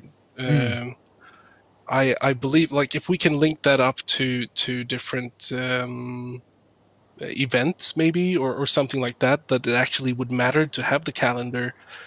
Like back in the day, it was my idea to have the day counter at all. It felt like I was playing in the beginning when I the first weeks and month I was playing Valheim at the office. Just me, Richard, and Henrik was like, wouldn't it be nice with just a day counter? Just it doesn't have any purpose. It's just like a day counter. Like, yeah, that would be easy to fix. Like, nice, cool, nice. I would see how old my server is then. Yeah, it doesn't have really any other purpose than that. But if we could have a calendar that actually links up to something, then yeah, we could do that. Cool. Pro Viking asks, how does it feel to not be Norwegian? It feels really good. I was talking to Lisa today. It feels like I'm not working. I'm just talking to Lisa. You just spend your entire workday talking to Lisa, yeah. It's mostly also because Luma is not at the office. He's gone on a vacation, so he's not here. So I go into Lisa and Josephine and talk.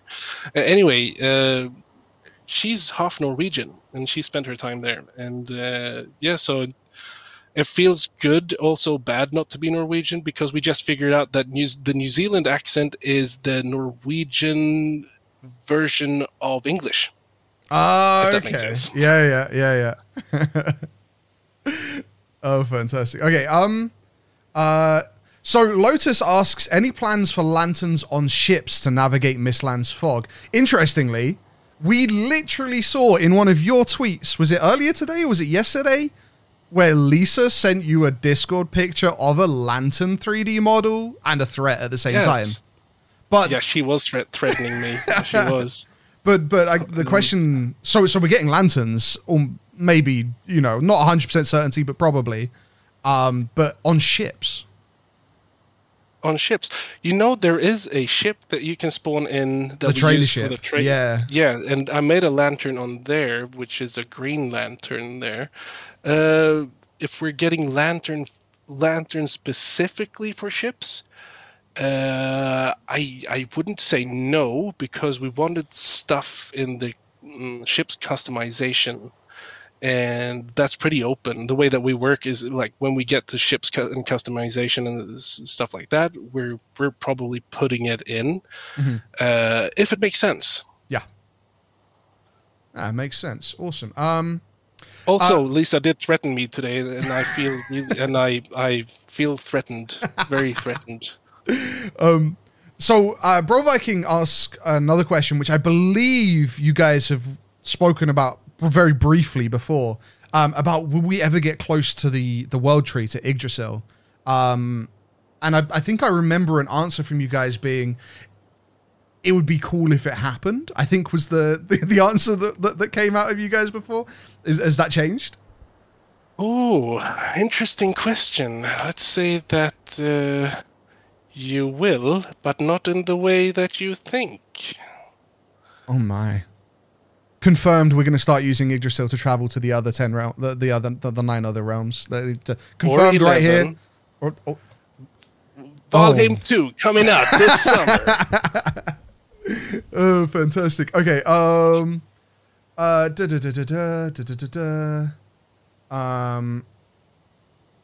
Not Oasis, by the way, asks if there's going to be more adjustable graphics settings in the future. That's a good question for Jonathan. I think there will be, absolutely. I'm not going to say no to that, because we're trying to optimize and we're trying to fix things as we go along, as issues come along as well, and as we are updating to newer versions of Unity and stuff like that. The probability is very high. Fantastic. Okay. Mr. Ridiculous asks if there's going to be chickens ever coming to Valheim. I made chickens. I made chickens. I made chickens back, but it wasn't actually on work hours. I was like, wouldn't it be cool with chickens?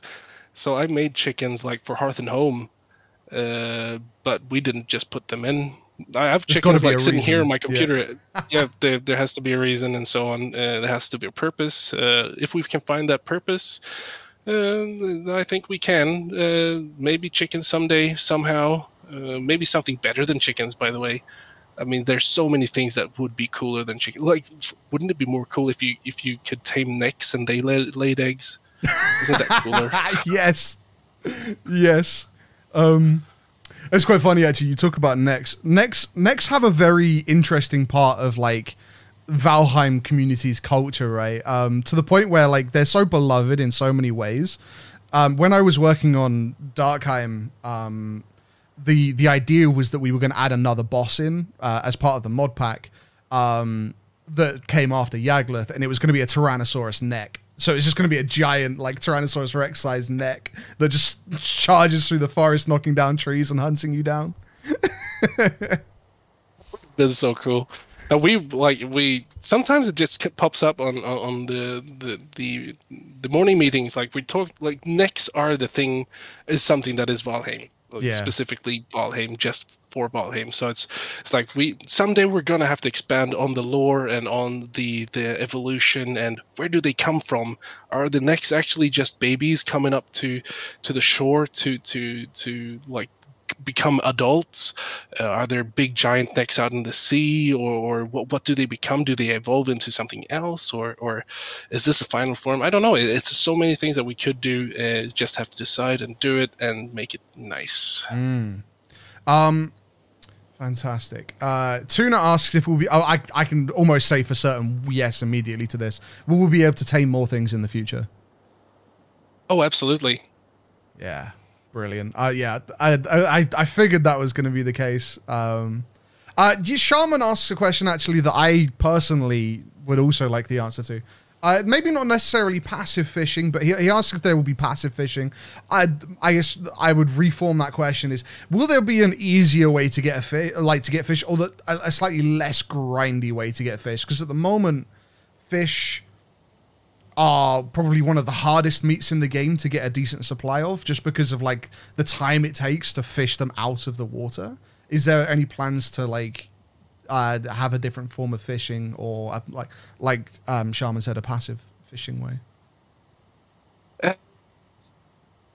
I do not know. I would say just after the design philosophy of Valheim, I would say passive fishing is no. Yeah, that's fair.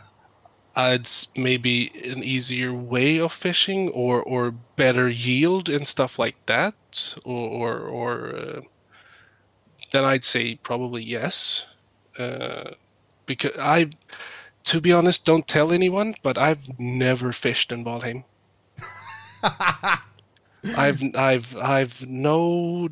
There is no interest in me saying that I should go fishing. That's fair. To be honest, it's a pleasant experience for about 5 minutes, and then you kind of go off and do something else. Yep. So no, I'm actually the wrong person to ask, but I think the fishing system is something that we could improve on a lot. Definitely. Yeah. Cool. Of course I skipped your question. Yeah, of course I skipped your question, my gosh. Come on, man. What's your favorite thing about working for Irongate? Asks Ian. My favorite thing is probably the things we do to each other internally, the jokes, the inside jokes, the coffee breaks, the coffee breaks that actually turn into really solid ideas. Yeah. The things that happen when we're just like getting my coffee and like, wouldn't it be cool if blah, blah, blah? And Richard goes, that would be cool. Let's implement that now. And I think that's one of the things that is cool about having a small studio, is that we have the maneuverability to just turn that around and go for it. Yeah. But also like the in-house bickering and fighting, me versus Lisa. Like I sit in the corridor where it's basically me, Luma, and Lisa Josephine. And when me and Lisa, we chose that place to sit there in that corridor, we're like, this is going to be the cool corridor. But we're the only guys fighting. The office, like sending threats to each other, and oh, she does like the meanest thing sometimes. Lisa, she does. She took a sticky note and put it under my mouse. So I thought my mouse was broken. I couldn't control anything on my computer when I came in one morning, and on the note it said, "Heh heh." And that was the most menacing heh heh I've ever read in my life. But yeah, it's really fun to be there with everyone. Everyone's really nice, and I remember the interviews we had with the new people. It's like, we know that these people can do what they say that they're doing, but are they nice people? Can we have a coffee with them? And it turns out that yeah, we can, and they're really nice people. Everyone. It's the best job I've ever had. It's the most fun job, and the community is great. So there's no negatives. Except for that, I'd like to meet the Robin who ran off with the money. Yes. Fantastic. Okay, we are officially at end time. So my last question to you is it's an idea that I wanted to put forward to you, because I think it could be really, really cool for the entire community and you guys as a dev team. Do you remember you did a stream where you created the celebration horn, and then it got put in the game as a 1-year anniversary, right? Do you know how stressful that was? I bet it was stressful. This arguably should be less stressful. Was that there are a lot of incredibly creative people out there, and I thought it would be really, really, really cool if you guys actually ran a competition, kind of like your build competition, but this time instead of building in the game, you invite people to design an item for Valheim.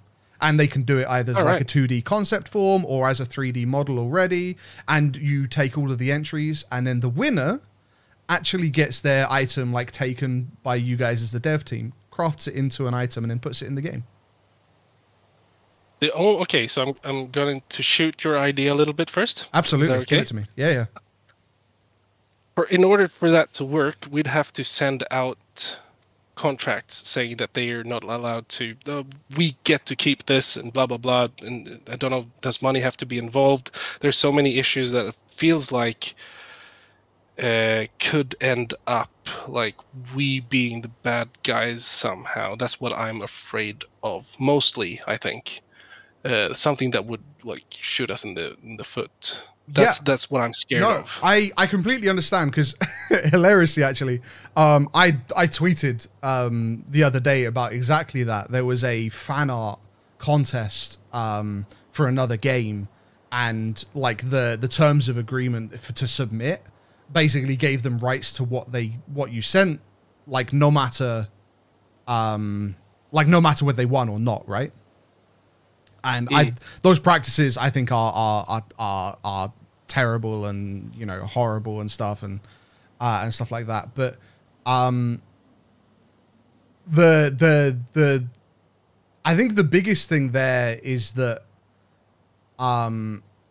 they were asking for a lot of work, and they were claiming everybody's work, right? So I mean, I remember tweeting about telling people not to submit to it because you lose the intellectual rights as soon as you submit, right? I think the big difference with what I was suggesting, perhaps, and you know, correct me if I'm wrong. I'm not 100% in the industry. I don't know exactly, but if you were to collaboratively work with the winner to put the item in the game, then you would only need to put out one contract, because you wouldn't actually be taking any of the rights to any of the other entries. And so you could run the competition, and then when the winner was picked, you could then just contract with that winner to work collaboratively on that one item. And you could even say like specifics at, like, before it comes in. And then I don't think anyone would have a problem with it. And I think, but there is something saying somewhere, I sat and read about this once, where if something looks too much alike it, so if, for example, if we run one of these competitions and we say that we make a lantern for a boat, or no, one of the people make like a lantern for a boat, and we end up making a lantern for the boat with the same lighting or something that looks very similar, if we don't claim that, I think that person can claim that we did an iterative work on that and can go after us. I think if we haven't claimed it, that makes like in the sense. future. Yeah. No, that makes complete sense, and yeah, you're right. They would have a claim to it if you didn't lay claim to it when they entered it. Exactly. Yeah, I completely So I think get that. you'd have to go that, but okay, so that's where I shoot it down. But however, what I like, which is positive about it, is it would be cool to not just let's say we're making a sword or a weapon or whatever. It would be cool to just send it out, and like the competition is, you have to make the icon, you have to make the sword, you have to make it look like we're just going to take this and put it in. Do you it would be more like, do you understand the art style, rather than make a cool weapon? Like, do you understand what you're creating this for? Yeah. Which and then you would then not have any issues because everybody's making the same item. And okay, that would work. That'd be cool. I mean, it's just an idea that I thought would be really cool for the community to get involved in, because communities like the Valheim community, you see it in every game community, and the Valheim community is no different. There are lots of incredibly talented artists in the community. And there's so many. I've received so many applications. Like I've said it before, like from people from Blizzard, from Riot Games, and also people who are not in the game industry. Sending me portfolios, and I've been looking through them, and I try to give feedback when I can, and it's really nice to see so many people so excited about it. It feels, I don't know, sometimes I feel sad that we can't just like, everybody jump aboard, let's make Valheim together. And it wouldn't work in the end, because it'd be too much. It'd be too much just handling everything. Like it's a lot of work just trying to just to deal out the assignments to people, like, and just critique stuff, and like, do fix this here. This effect needs more love. This animation looks weird. I have a question for you. Oh, by the way, yeah, give it to me. What are you expecting from Mistlands? What am I expecting from Mistlands? Oh my. So, I put a video out a long time ago at this point. I mean, this is probably like 2-3 months into Valheim's launch, you know, back when the roadmap was still a thing and all of that. I put a video out about Mistlands where I was going through what you guys had already put out, and I'm the originator, I guess, of the giant worm concept. I don't know if that ever reached your ears. It probably didn't.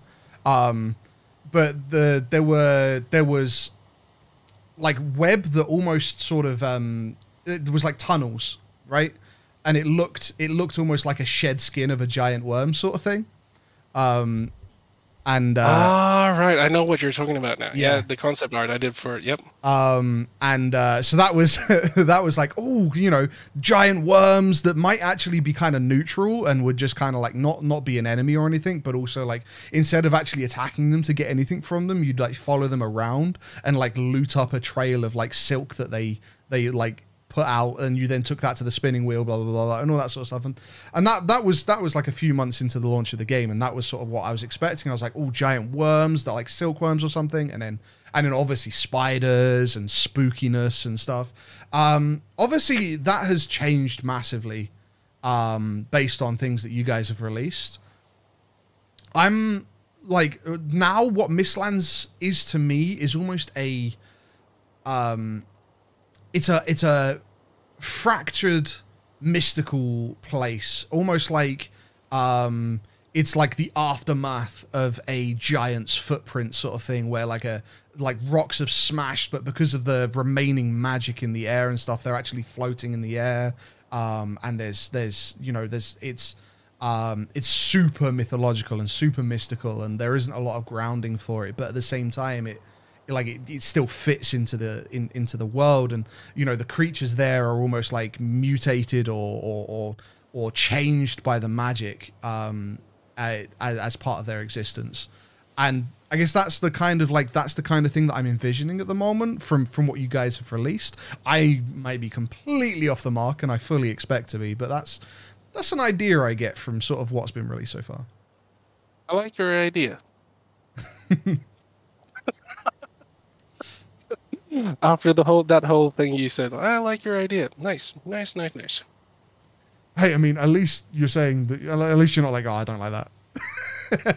No, but I think okay. So Mistlands is basically going to be the last chance we have to do something less thematic, because we're going to go into Ashlands and Deep North, and basically, I think it's not going to be like boring, but you basically get what you're gonna get if it's called Ashlands.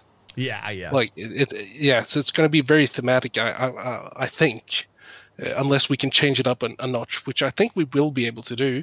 But yeah, Ashlands and Deep North is going to be pretty straightforward. So Mistlands is basically the last chance we have to do something like a biome before 1.0 that is different, unexpected, and nice. Yeah, no, I completely get that. Okay, question. Deep North, Jotnar, are we getting them?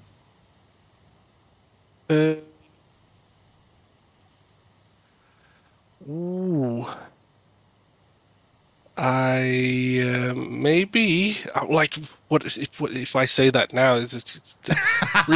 You're gonna get something. You're gonna get something. But the way that I see Deep North is probably not the same vision that Richard has for Deep North. So we're gonna have the discussion, and like the way I see it somehow is like it's not just gonna be cold. It's not just gonna be I don't know. It's just not going to be this vast icy place only. I want to put something in there that is like, oh, what is this? Why is there trees here, and what are they doing? And why are there no hills, or why is everything going down into a valley? Why is this valley so deep? I don't know. It's like do something unexpected. I don't know. Yeah. We will just have to wait and see, because like the Mistlands, how it was when Richard showed me the first week I was working there, he showed me Mistlands. I was like, oh, cool, this looks nice. And during the time that we've been spending during early access and doing mountains, and we've been doing plains and everything, the vision for Mistlands has changed dramatically. So saying that we even are going to have an Ashlands or Deep North is just right now like that's what we plan to do. Yeah. It might become like Sandlands and I don't know, the Heaven Islands. I don't know. I mean, absolutely fair. You know, I look forward to whatever happens. I can say that I confidently, and for a good chance the majority of the community very confidently, are not scared that they're not going to enjoy the content. You know? And I think that's a general thing. Everybody is very confident that they're going to enjoy whatever you guys put out, and we're just really excited to see the Irongate spin on the Viking mythos and the thematics and the non-thematics and everything. And I think we're all just excited about it. We have so much, like we've got like this huge list that we're just like grinding through right now, and we're playtesting and we're trying it out and we're doing it in chunks and everything. It's coming together quite nicely. But like I said before, I was playing the other day. It was like it feels nice. If it feels too nice, Yeah, we need more deadliness. However, Henrik was playing yesterday. On Monday, he was playing. He was like, "This is really difficult." He said that like these mobs are really. And I was like, are they though? Because I find them to be super easy. So we had like discussion about that as well, and where are we actually in Valheim? We're beginning to come to end game now. It's we're past mid game, so it has to become more difficult. It should be more difficult, like, but still, up until now, everything is balanced, very linear. So it's the same stats, just linearly progressive throughout the biomes. How do you make something more difficult with a linear progression if you can't use curves? Yeah. Good question, Robin. We do not have the answer. Well, yeah, I mean, so what's interesting from a difficulty perspective, like what you're saying, one of the things that has become a big favorite of mine, and I know a lot of other people in Valheim, is that the combat functions very similarly to like a Souls-like game, in that everything is patterns.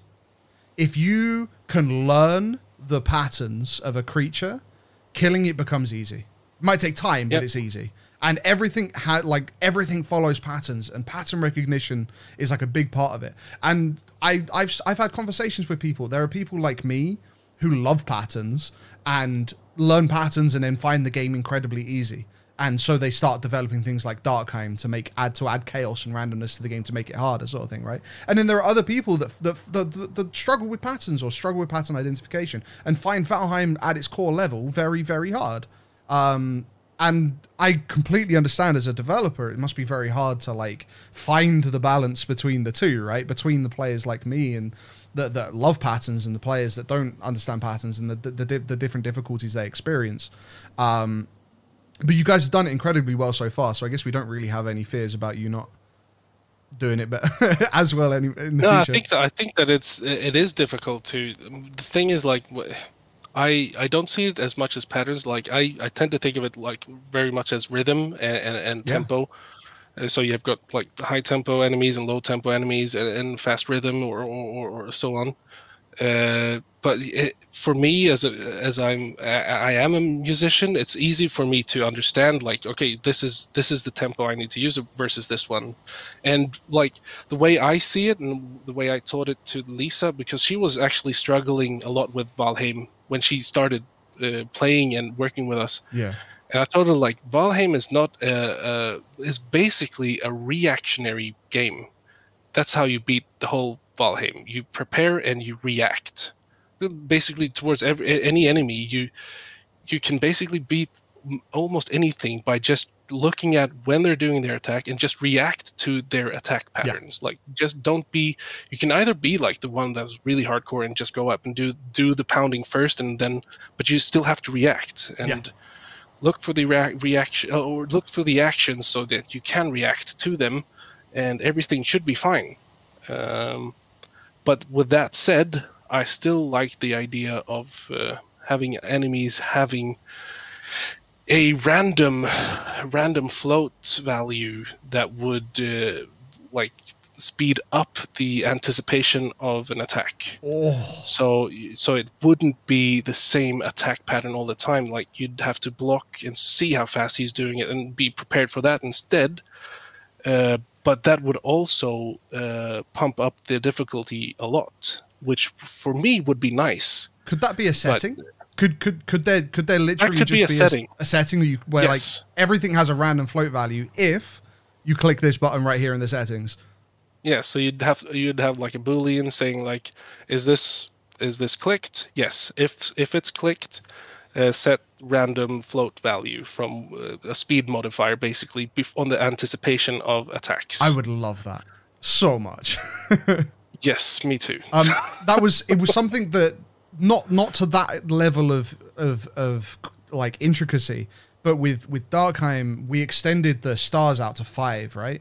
So you would have 5 different stars, and then we adjusted the speed values per star to a weird number, so that like if you ran across a 2-star, their attack pattern would be incredibly different to a 5-star in terms of speed and movement and stuff. And so we achieved a very basic level of what you're talking about there with that, and I loved that. So what you're talking about, I love that. That really gets me going. Because I think that would be make combat more, for me, interesting, for other people difficult. But I think that would have to be a server modifier or something like that, or for the specific world. Setting. It would have to be. Yeah, if you were running a multiplayer server, like everyone would have to play with the float value or no one, right? It would be very hard to have mix. Yeah.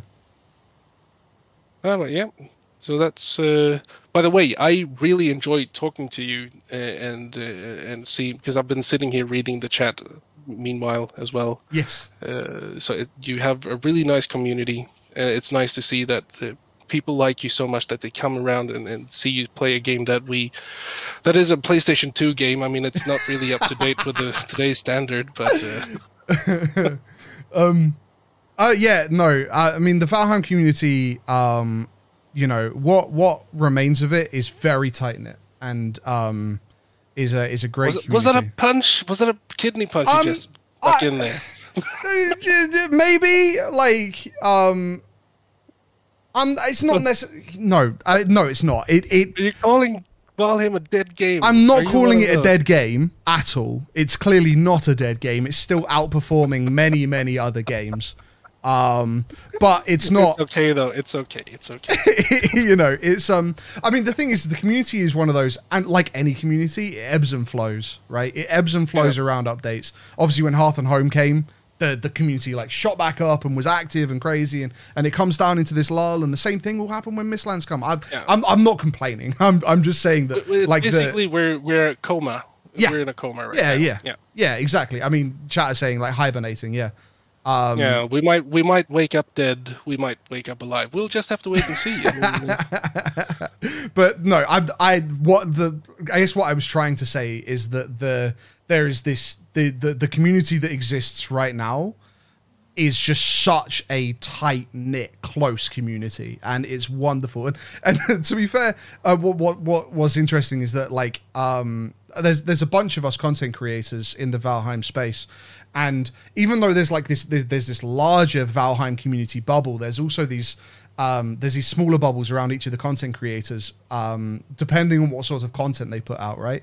And we've almost like, as it's almost like a circle of content creators where we all have our own different kind of style of Valheim content, and the viewers and the community have like eked their way into what they want to see. And that's been really cool, and it's created like a really, really tight-knit thing with collabs and stuff like that. And frankly, it's been awesome to have you and others as well from the Irongate team come and communicate with us. I know that the community really just benefits massively and loves these chats. They feel like they really get to understand your process, what you guys are doing, how you're thinking. And I think it does, like, all it really does is endear them more to you and to the game. And the same for me, really.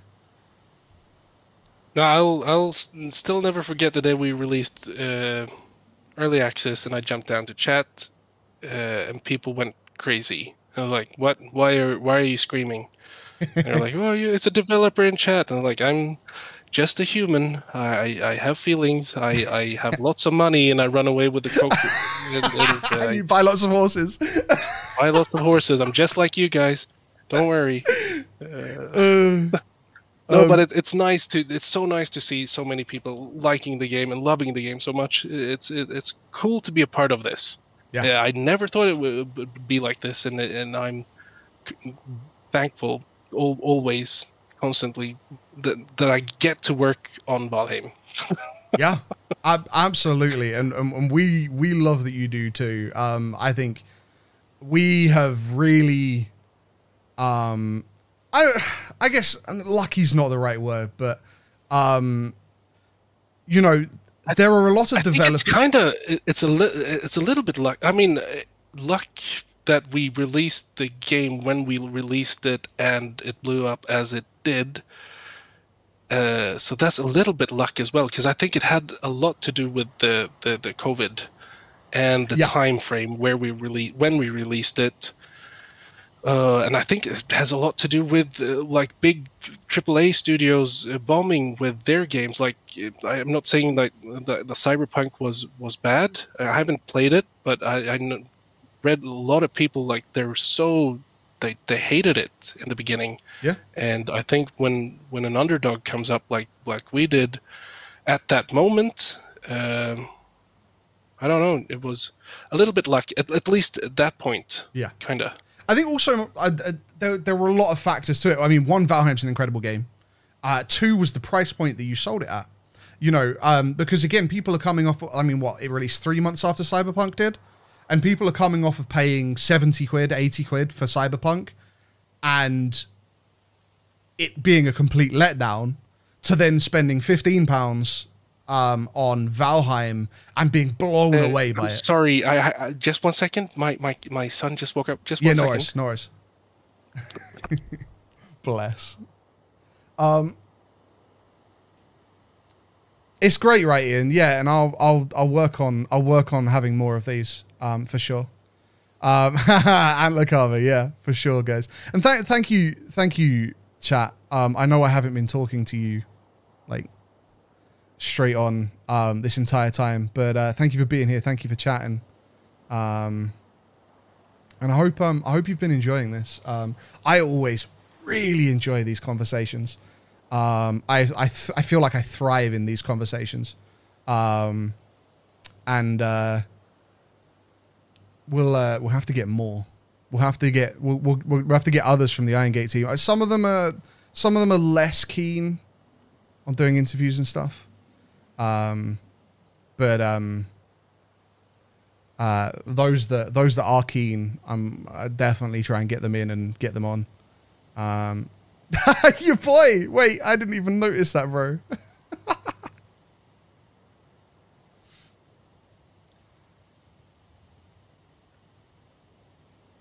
No, you guys are absolutely welcome. Absolutely welcome. Hey, I'm back again. Sorry, welcome back. Yeah. No, parent thinks I completely understand. Completely understand. What were you saying? That is a really good question. I'm terrible at remembering what I'm... Sometimes I lose myself midway through a sentence that I'm actually currently speaking, so... Oh, God. I tend to. I know So that when thick. I'm doing these things, like talking about Valheim and talking about things that happened before, I tend to talk about so many things that are not coherent. I just start walking in one line and then start talking about something else, and then I'm talking about this and that, and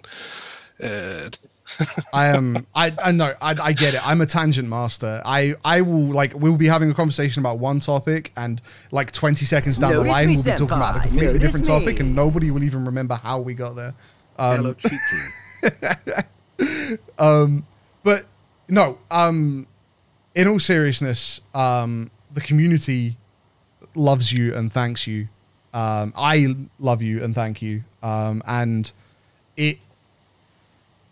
I wouldn't say that it's been a fantastic and smooth journey to get from launch to where we are now, but it's been worth it. And I love the position that the game's in at the moment, the position that the community is in with the dev team, and I am just forever excited to see what's on the horizon. So thank you. No, thank you, Timo, for playing our game, Valheim. It's currently in early access, and it'll be out sometime in the next decade. So thank you. Depending on how many horses get purchased and how many extra Depending on the copies of the game need to be horses. purchased to finish. How many boats and how many... there's so many variables. So like they're like float values right now, everything. So it's it's a bit up there. No, but it like I said before, it's really nice to be doing what we're doing, and I'm just thankful for the community, for people like you that you're actually making content like this. Pre-early access, I never went into YouTube. There was no Valheim on YouTube. You know, sometimes right now, it's faster for me to go to Google and just look up an armor piece just to see if it's like, do we... Yeah. It's just like, go to Google and like Valheim, and I'm like, what? I can do that instead of just going through folders and folders of pictures. That's nice. Yeah. That's so nice that I can do that. But it's also like so many things that the community has done that actually affect what we are doing as well. One of those things, the last thing I'm going to mention right here before I have to go, because I have to work tomorrow. Yes, of course. Yeah, absolutely. Sorry, no, wait, don't you mean you have to talk to Lisa tomorrow? Tomorrow I have to talk to Lisa. There's many things I have to talk about. It's mostly because Luma is not there. Because normally I talk to him about things, but nah, Lisa is my stand-in right now. I mean, Lisa's the backup, right? Yeah. Yeah, although she does threaten me a lot, and so it's... but, like, because of... We did the Hearth and Home trailer, the animated trailer. I think I've said this before many times, but this is one huge thing that, like, we put in the door... The dark... Yes. Yeah. I love that. Just because people, we didn't even think about that. We had to wait a little bit extra on the door opening in that scene when Ragnar comes home to to his home, basically, with Moder's head on his back. And we had to wait there a little bit for anticipation, but people went so crazy about, oh, we're definitely getting a door. Oh, that door, that's going to be in the game. Or like, we're releasing this in 2 weeks and we don't have a door. People are expecting a door. To be fair, that door is one of my favorite all-time build pieces in the game, so I'm really glad it's in there. Oh, thank you. I spent like a day on that door making it. There was so many different designs for that door during that day, but I'm actually happy with it. It was like it's a natural progression in the door size. It feels good and it's nice. It's two different complement colors. I mean, very neutral colors, but still black and brown. The dark wood overall is nice, but the whole thing that the community was like, we're definitely getting a door, and we're like, we don't have a door. What if we don't give them a door? They're going to be angry. That's fair. Admittedly, on the topic of the animated trailer you did for Hearth and Home, I personally, and I think a lot of people, would love to see an animated Netflix show of a Viking landing in Valheim and his journey through the 9 bosses. Could you in that style? Oh, Yep. love it. Yep. I know what you're talking about. Wouldn't it even be better if it was HBO though? If it's HBO, I'd probably have to wait every week for each new episode, and I just can't do that anymore. All right. Okay, that's true. But however, we could make it so much more violent and gory and scary than we ever could on Netflix. I think. Wait, really? I think so. Oh well. What's the scariest and bloodiest or nastiest anime you can see on Netflix right now? I don't know. What have I been watching recently? Tokyo Ghoul. That's not particularly scary or bloody, is it? Berserk. Is Berserk on Netflix? It's not on UK Really? Netflix. The Legend of Vox Machina is on Prime, and that's pretty nasty. I mean, not nasty, but I mean, they don't have any. There's nothing stopping them from doing what they want on that one. The thing that I see, like, if we were to do a animated series, which I want to do, by the way, I have some style frames here. Ooh. I think the thing that I always think about when I think about a Valheim animated series, especially in the style of that trailer, is there on Netflix there was a series, there was a Dota show. Was incredible, absolutely fantastic. And I remember looking at that and watching that and going, this could be Valheim. You could literally make a Valheim series like this and it would be perfect.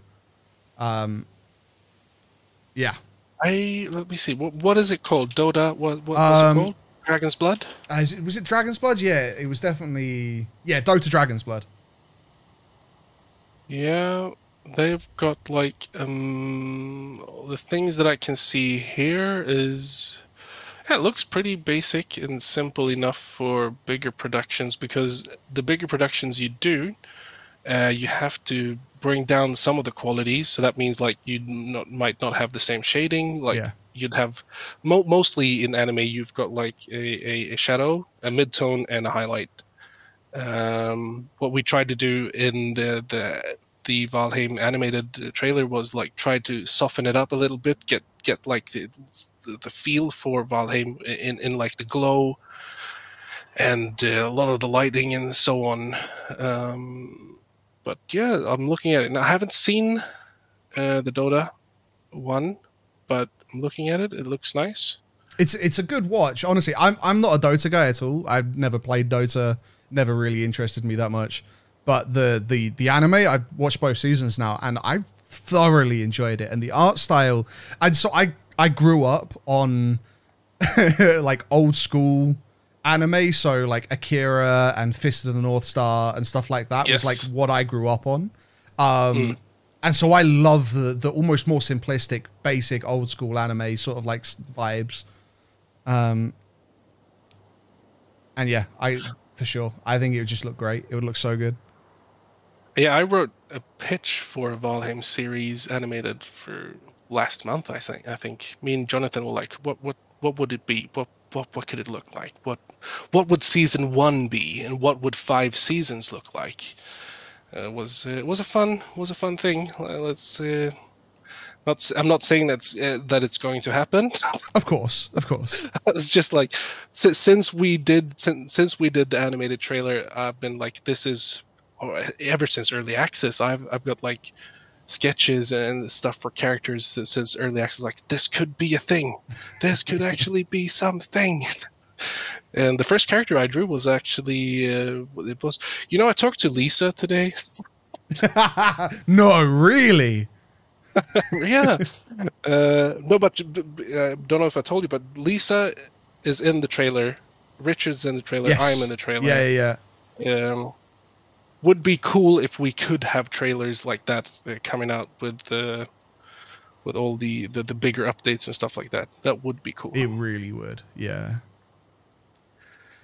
it would. Well, thank you so much, Grim. I know we've said thank you to each other a whole bunch already, but seriously, thank you for taking your time, because you're not working right now. Like this chat, like Grimm's time has after work. He finished work. He came home. He sorted out his kids and dinner and stuff, and then came and chatted to us for 2.5 hours.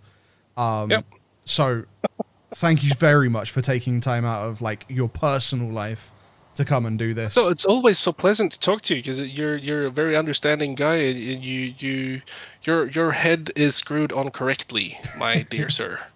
I'm glad you think so. A lot of people don't. Really? Yeah. I'm very passionate about a lot of subjects. So But that's good though. That's really good. Like Yeah. people with passion, we need more of them. We need more of you.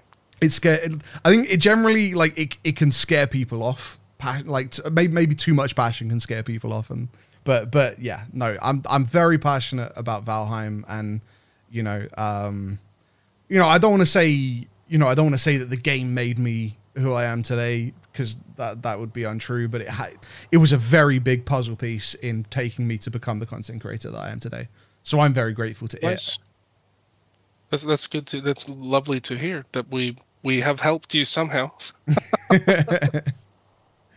But yeah, thank you very much. Is there anything else you would like to say to chat before you go? Ooh, is there anything? Thank you. Like we're doing all the thank yous. We won an award. We went to Los Angeles for because the Game Awards. They sucked, by the way. It sucked. Wait, what? Really? Oh, the Game Awards was horrible. Like it was back in December. I think it was that sucked. Not that we didn't won. It didn't have any, because it sounds like I'm really salty about the whole experience, but it's not nothing about that. It's like the way they treated the nominees, and I felt like we weren't treated well. Like there was more like there was more commercials and stuff, like trailers coming for next year more than like our. Yeah, like the Oscars don't have trailers for movies coming next year. They're celebrating now. Give it to where it's due, like to the people to the developers who spent the time developing these games, and not just continuing looking forward. Like take a step down, take a seat, and just relax and enjoy and appreciate what we do have right now. And I don't know, but we did win the Game Developer Choice Awards. You did, yes, called. The GDCA, yeah. Yes, that was nice. They're standing in the bookshelf at the office in the cool corridor, I may add. So that was nice, and it wouldn't have been that way if it wasn't for all the people playing Valheim and making it so big as it is. So once again, thank you. Valheim 2 coming this summer. Lots of cocaine and boats and horses. Nice. Valheim 2, like Grand Theft Auto edition. Yes. No, fantastic. It's always a pleasure to speak to you, Grim, and I will slide into your DMs and make sure that it isn't. I mean, goodness, I last spoke to you in September, right? It's been... Yes, like this. I'm so ashamed. We should just bring this up as, like, we should shame me a little bit now, I feel. Let's shame Grim for a while. We were talking about this. This was supposed to happen a long time ago. It was supposed to happen with the release of Mountain Caves, yeah. Yes. And to be honest, I asked Lisa. She did say yes back then. But is my kid awake again? No, but I think she said yes back then, but now she couldn't be with us. She's moved on. She's in a better place now. Threatening you every day. Yeah. Threatening me every day. Yes. But this should have been done a long time ago, and it's basically me forgetting to write back and just totally forgetting that we had this happening at all. So I'm sorry. No, don't apologize. Like, life gets in the way. You're a developer first and an internet personality second. I also should have chased you up rather than just like sending you a message, you going yes, and then just sat there waiting for you to reply. That's also on me, so don't worry. But we will make. I promise you right now that I will make sure this happens again faster than 5 more months. Nice. Was it that long? Oh my god! That's yeah, 'cause shame it on me. was Shame. end of September last shame. year. Was the last time we chatted. Yep. So yeah. No, seriously though, thank you. That's so horrible. That's so bad. We will maybe we'll sort out some form of like rotation, and we'll just do it once a month, and like you'll come on, and then maybe like Smithy will come on, and Jonathan will come on, and we'll Oh, absolutely. that sounds like it'd be cool. Yeah. And definitely we should do something when Mistlands is out. 100%. Yeah. Well, I won't talk about this live because it shouldn't be talked about live, but in terms of like the Mistlands release and stuff like that, I've got some conversations that I'm kind of having with Smithy that I want to include you on about some things, but that off-stream stuff because I don't want anyone's hopes getting high or shattered or anything like that. So, All right, yeah. thank you again, Grim. I'll let you go sleep, go take care of things. You got to put Lisa in her place tomorrow. I understand. Yes, yes, I have to. Someone has to. I don't know who it's going to be, but I'm definitely going to step up tomorrow. I tell you, Timo, I'm gonna be angry tomorrow. Oh dear, it's gonna be hell. No, but seriously, I've got to go. I've got to get up in 6 hours. So I'll talk to you next time. What do you say, like 2 years from now? Yeah. Oh. Maybe 3. Yeah. 3. Nice. Take care, Grim. Have a good night, bud. Good night. Bye. Bye.